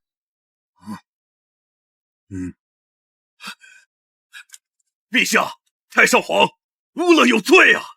是李太师，是他暗中派人扣押了我大宛王子，以此威胁。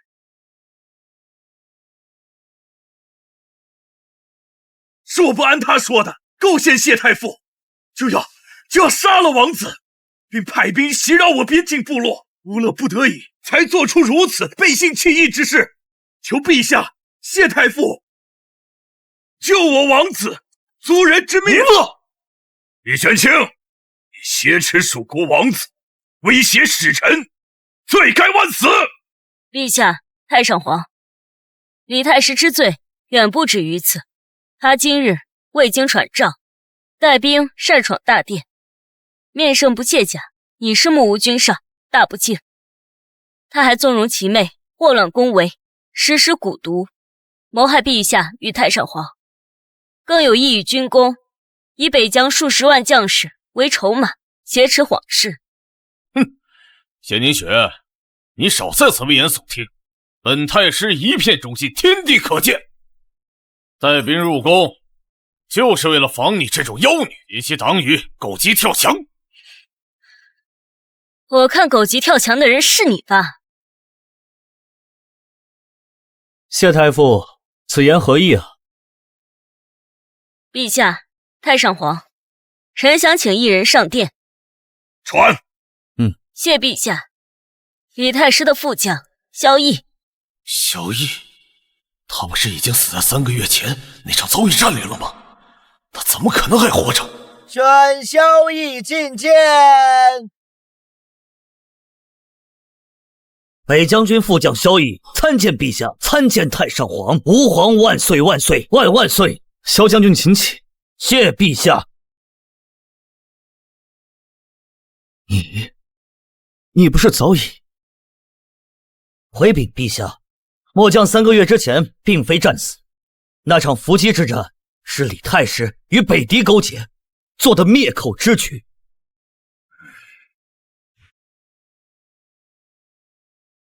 只因末将在无意间查获太师与北狄的密信，知晓他克扣军饷，倒卖军粮，并默许北狄在边境劫掠村庄，以此来夸大陈功，养寇自重。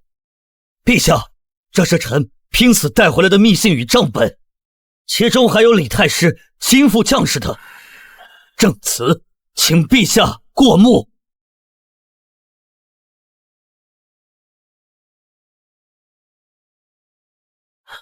陛下，李太师并非忠臣，而是国之巨蠹。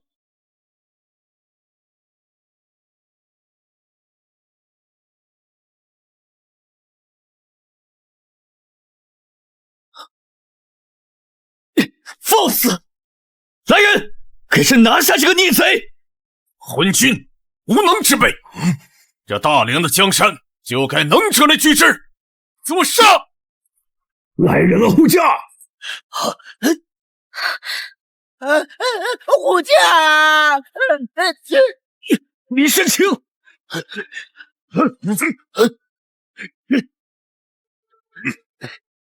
李玄清，你敢造反？你敢弑君吗？今晚我北疆精锐已控制所有城门，顺我者昌，逆我者亡，看谁敢拦我！李玄清，你现在放下剑，还尚可给你留个全尸。都到死刻了，你还故弄玄虚？今日本太师就要带着昏君杀出去，另立新朝，我看谁敢拦我！大胆！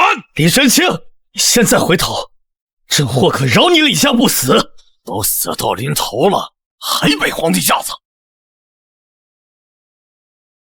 写，立刻写下诏书，传位于三皇子宋灵儿，盖上你的玉玺，否则我不介让这大殿血流成河。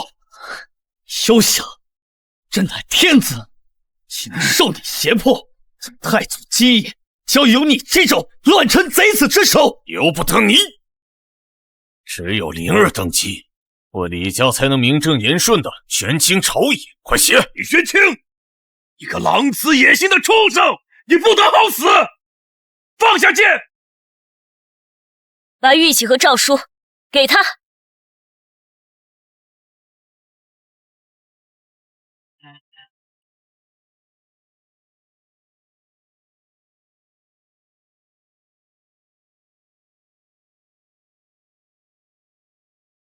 就照我说的写，朕德行有亏，这朝纲紊乱，边患平生，时无力再掌社稷，为江山永固、万民福祉计，可禅位于三皇子宋灵儿，新帝年幼，着太师李玄清总揽朝纲，摄政太子室，钦此。看来陛下不见点血，不肯提笔。是。慢着，李太师，本太傅劝你三思，若真敢动陛下，便是坐实了弑君谋逆。即便你侥幸得逞，弑君夺位之名也会牢牢钉在你李氏一族，民心背离，天下共讨。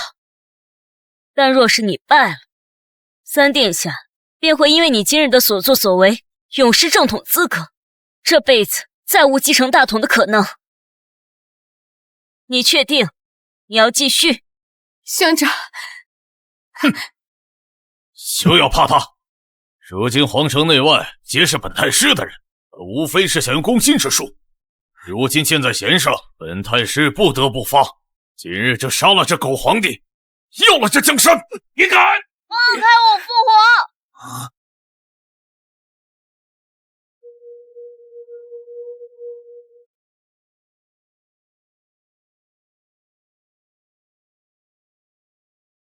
你这个坏人，放开我父皇！灵儿，你来的正好，舅舅这是在帮你啊！你才不是我舅舅，你是坏人！太傅教过，忠君爱国才是臣子本分。你挟持父皇是大逆不道。灵儿，你年纪小不懂，这皇位本来就该属于你的。你父皇昏聩，被奸人所蒙。舅舅这是在清君侧，扶你上位，我们才是一家人呐！太傅教过，大梁是千千万万大梁百姓的天下，不是我们宋家的，更不是李家的。你小小年纪懂什么？成王败寇！我的儿，你怎么能这么说你舅舅？我们是一家人，你舅舅做的一切都是为了我们好。劝劝你父皇，让他写下诏书，等你当上了皇帝，母亲就是太后，到时候就没有人能再欺负我们李家了。母妃，你快醒醒吧！父皇可曾苛待过我们？皇位也好，权力也罢，不是我们的，我们不能要。宋灵儿，我是你舅舅，你也敢来教训我？什么天下为公，什么君臣之礼？这皇位你要是不要了，那舅舅可要收入囊中了。行，立刻传为本太师。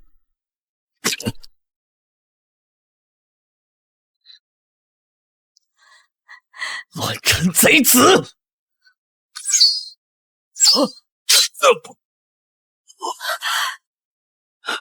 保护皇上，捉拿叛贼！你这孽障！我是坏人了。灵儿，你这个伤你舅父，你这个逆子，我们李家完了。他今日不是以李氏外孙的身份站在这儿，而是以大梁皇子的身份守卫国本。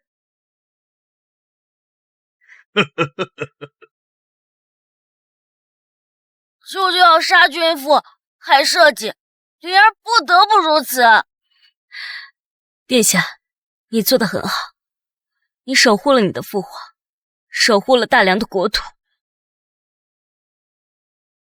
灵儿，好样的，不愧为朕的好皇孙！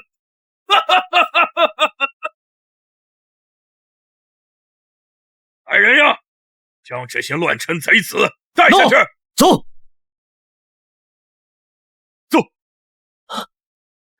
灵儿，你救了父皇。李氏，你可知你最大的过错，不是争宠，也不是用蛊，而是为母不教。你差点将你的亲生骨肉推入乱臣贼子的道路。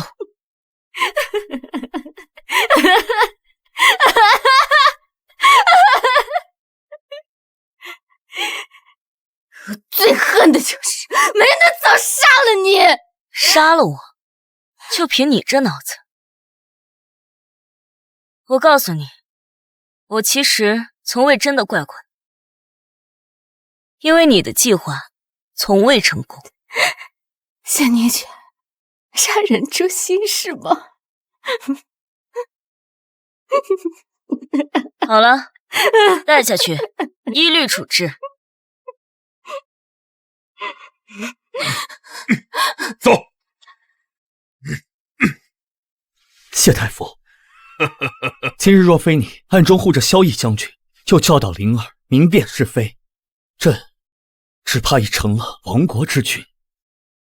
今日之事虽由李家而起，却也暴露了我大梁内政的三大弊病。若非军政失衡，李玄清又岂能撕掉边兵？若非朝纲松弛，他又岂敢携兵入鼎？若非皇子施于教导，又岂会险些为奸人所用，祸乱国本？谢太傅，朕也有失察之处。亡羊补牢，为时未晚。从即日起，军政需收归中枢，朝纲需肃清整治，而皇子更需严加教导。今日之功，不可成为明日之骄。灵儿明白，灵儿定不负太傅教诲。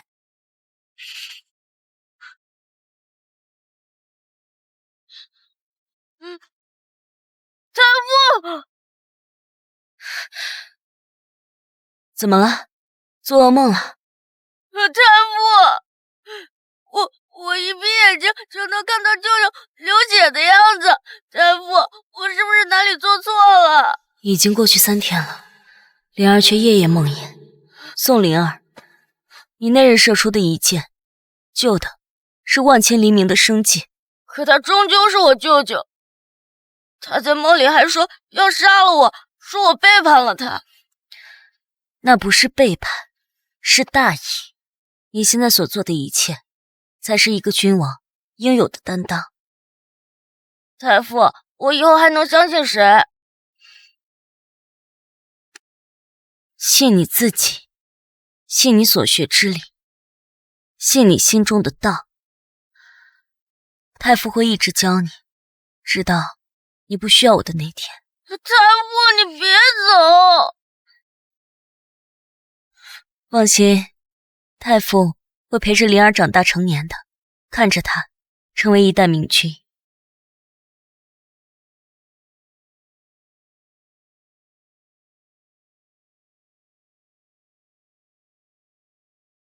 来人呀，将这些乱臣贼子带下去。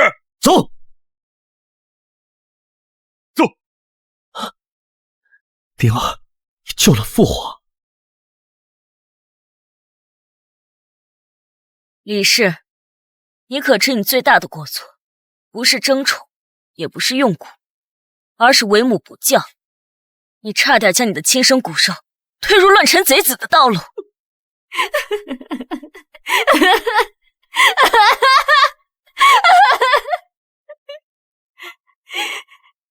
我最恨的就是没能早杀了你。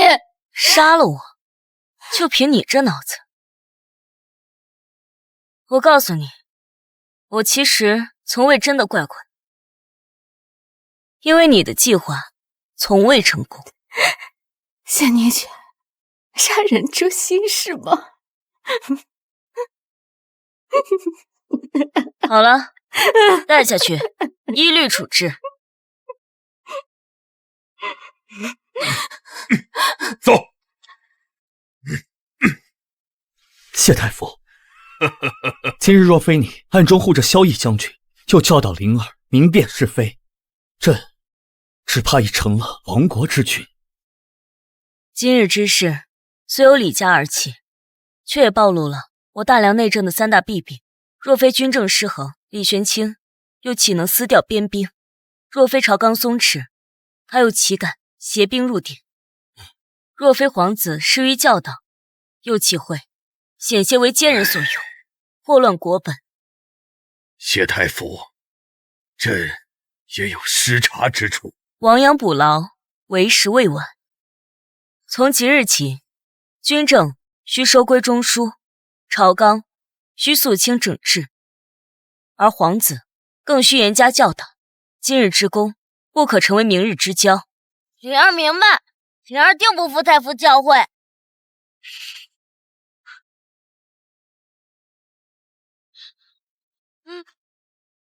太傅，怎么了？做噩梦了？太傅，我一闭眼睛就能看到舅舅流血的样子。太傅，我是不是哪里做错了？已经过去3天了，灵儿却夜夜梦魇。宋灵儿，你那日射出的一箭，救的是万千黎民的生计。可他终究是我舅舅，他在梦里还说要杀了我，说我背叛了他。那不是背叛，是大义。你现在所做的一切，才是一个君王应有的担当。太傅，我以后还能相信谁？信你自己，信你所学之理，信你心中的道。太傅会一直教你，直到你不需要我的那天。太傅，你别走！放心，太傅会陪着灵儿长大成年的，看着她成为一代明君。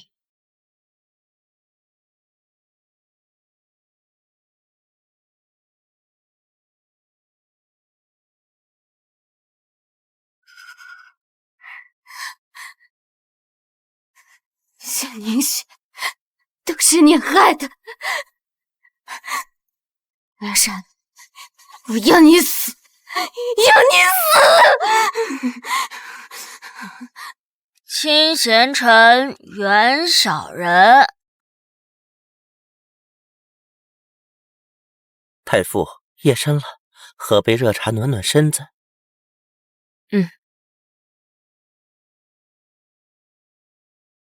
灵儿今日背得不错，明日就可以开启新篇章。今天就先到这儿吧，你也累了，让苏公公送你回宫。太傅，我不累，我还想多学一点，再也不能让别人欺负我父皇和皇爷爷。什么人？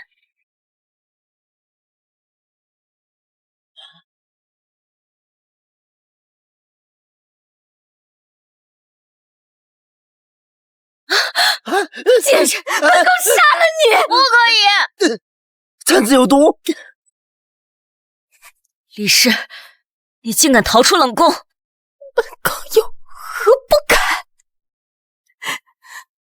灵儿为何还要护着这个贱人？你还是本宫儿子吗？灵儿当然是母妃的儿子，但母妃不可以杀太傅，太傅是好人，更是朝臣。李氏，灵儿现在都比你懂事。宋灵儿，连你也被这个妖女迷昏了头吗？她害死了你舅舅，还害得本宫被关了宫，你还要站出来保护她，你这个蠢货！舅舅是被自己害死的，他身为臣子却弑君谋逆，你身为父皇的宠妃却不愿保护父皇。不是的，不是的，灵儿，你父皇3妻4妾那么多，如果母妃不这么做，其他嫔妃有了孩子，你的地位就保不住，将来你就做不了这帝王之位。母妃都是为了你呀。不做就不做，将来若是有兄长幼弟能力卓越，儿子甘愿俯首称臣。母妃，你乖乖的好不好？李氏，你可知出逃冷宫是大罪？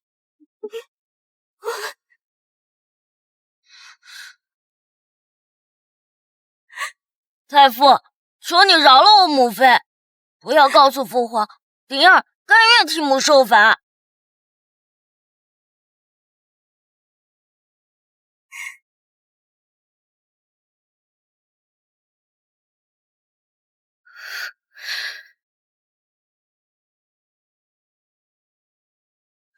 你看看你儿子，你不感到欣慰吗？可怜母妃，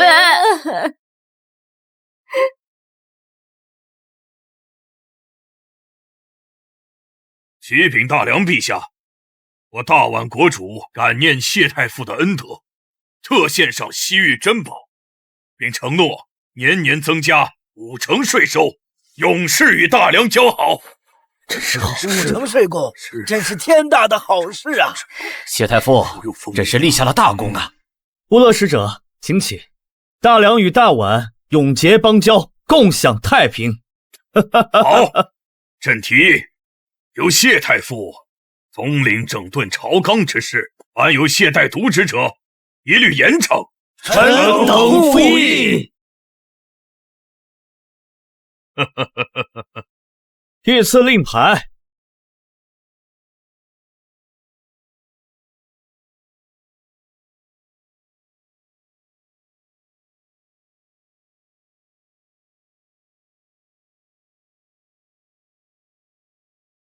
臣女谢凝雪，定不负陛下太上皇所托，整顿朝纲，肃清吏治，让大梁重现太祖时期的荣光。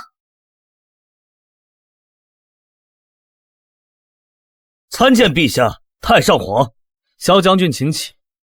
谢陛下。按照谢太傅的方案，抓捕李太师的余孽之后，北凉的将士重振旗鼓，北狄的使者连夜求见，愿意与我们罢兵言和，与我们签订和平盟约。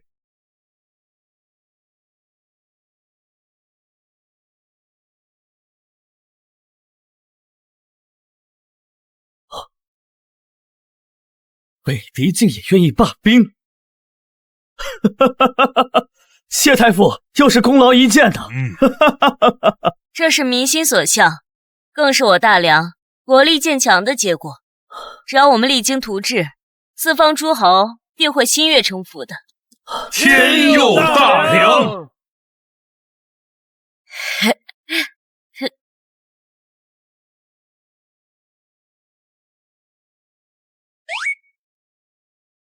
国浩，这力度可还可以啊！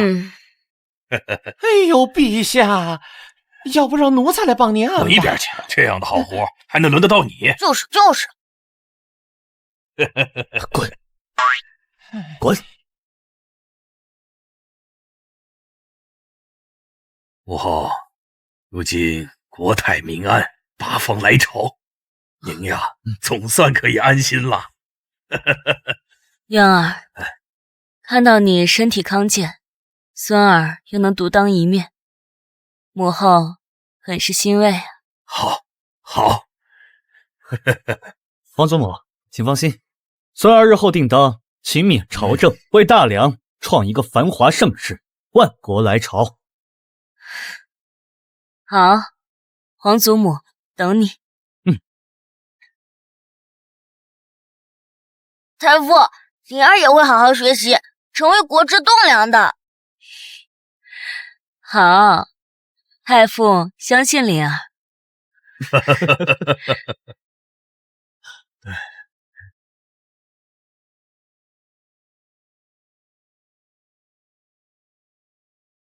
启禀大梁陛下，我大宛国主感念谢太傅的恩德，特献上西域珍宝，并承诺年年增加50%税收，永世与大梁交好。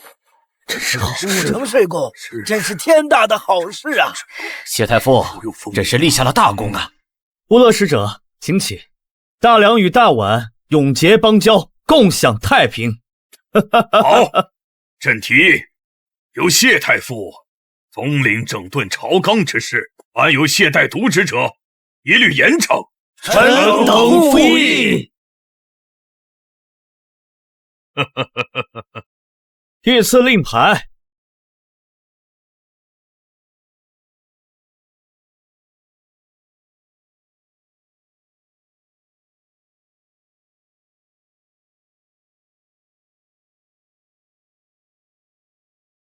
臣女谢凝雪，定不负陛下太上皇所托，整顿朝纲，肃清吏治，让大梁重现太祖时期的荣光。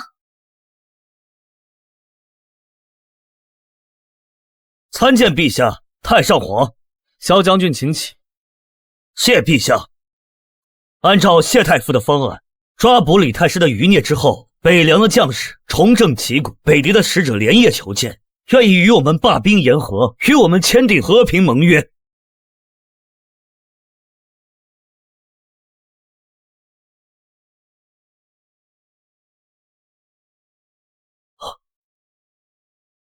北狄竟也愿意罢兵，谢太傅又是功劳一件呢。这是民心所向，更是我大梁国力渐强的结果。只要我们励精图治，四方诸侯定会心悦诚服的。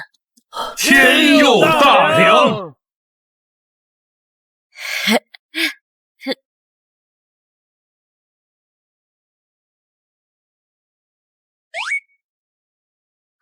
武后，这力度可还可以啊！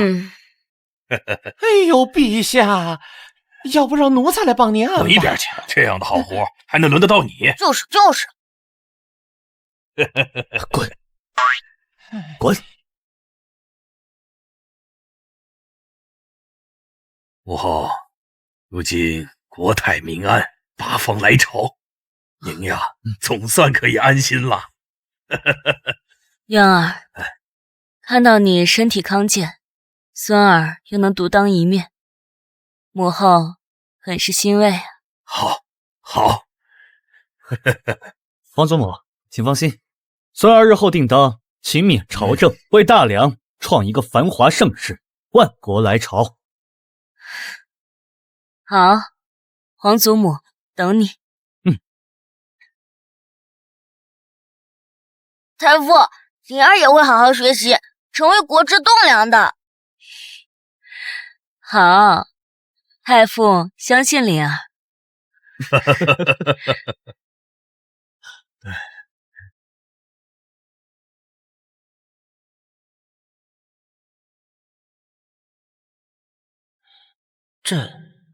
这入宫几十年，从未见过太上皇给人捏肩，皇帝给人按脚，娘娘真是集万千宠爱于一身呢。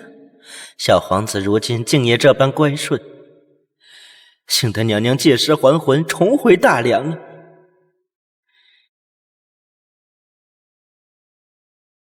渊儿，还记得那棵树吗？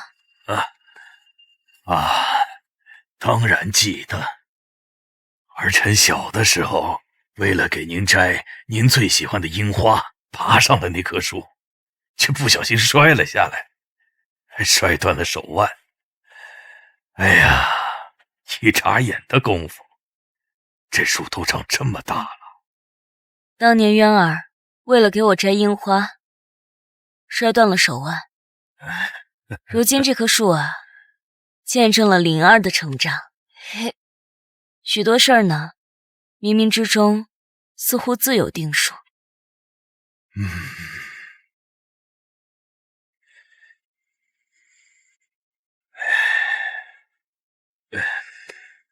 母后，如今朝局稳定，百姓安居乐业，您呀，就好好的留在宫里安度晚年。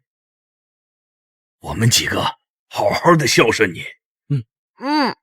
我本就是50年前的人，幸得上天垂怜，回转了命数，又让我见到了我的渊儿，看到子孙成才。如今心愿已了，使命达了，我也该放下了。母后，我想去安澜县。既是借着谢凝雪姑娘这躯壳，看了我的后代，如今我也想带着她的眼睛，去看看她曾经生活过的地方，过几日清闲日子。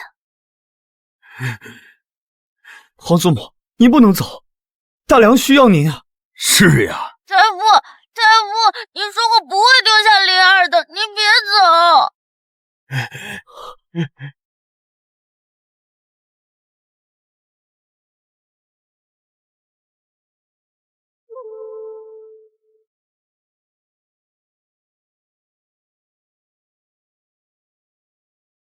不必相送了。我走以后，你们只需谨记，打江山易，守江山难。灵儿，一定要好好读书，好好练武，将来定要守好我大梁的万里河山。太傅，我会的，我会去安澜县看您的。好，太傅等你。灵儿，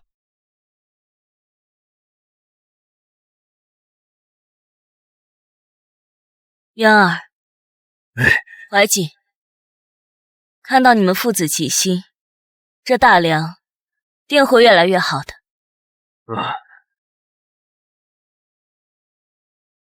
母后慢走。祝太祖皇太后康宁永万，万寿无疆。